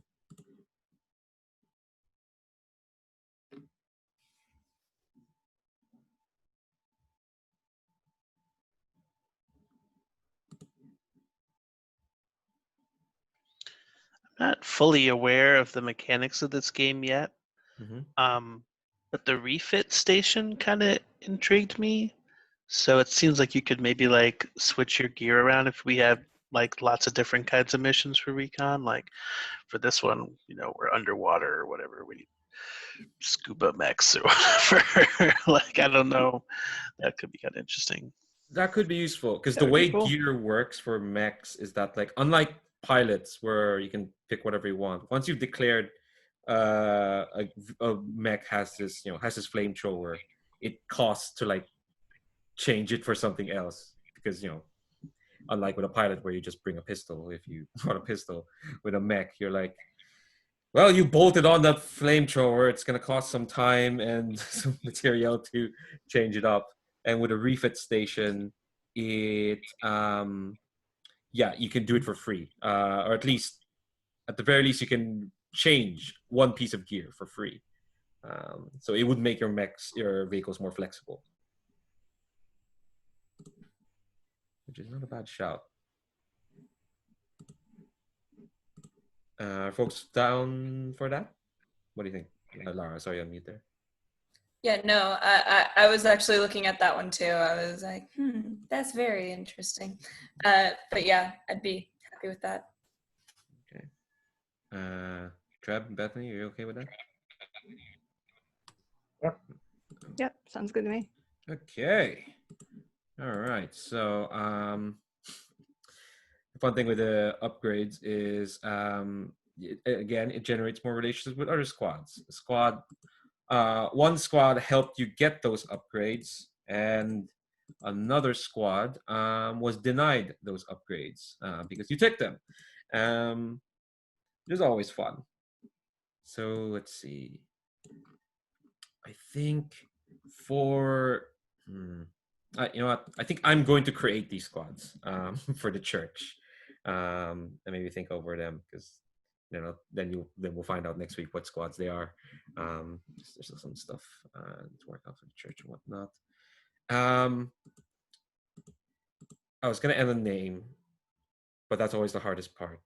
Let's think over the name of your squad in between now and then, because I think we're a bit over how I wanted, and I think we're all pretty much done. I think anything else we'll probably punt to next week. So the name and some vehicle creation, if that's okay with folks.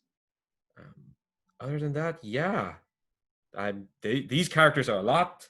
I'm looking forward to exploring their deal. I hope everyone is like on a good like foundation on where to start off with this game. It is quite a lot, but like hopefully we'll get acclimated by the time we jump into a mission, and then we have to get the downtime. Oh, Jesus, it's gonna be great.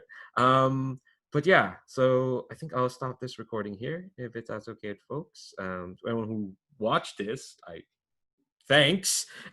Whoever did. Hope you enjoyed, at least got a look at Beam Saber. If you want to check that out, link below to Austin Ramsey's itch.io. And also link to all the stuff the Gauntlet does. So I'm gonna stop recording. Bye YouTube.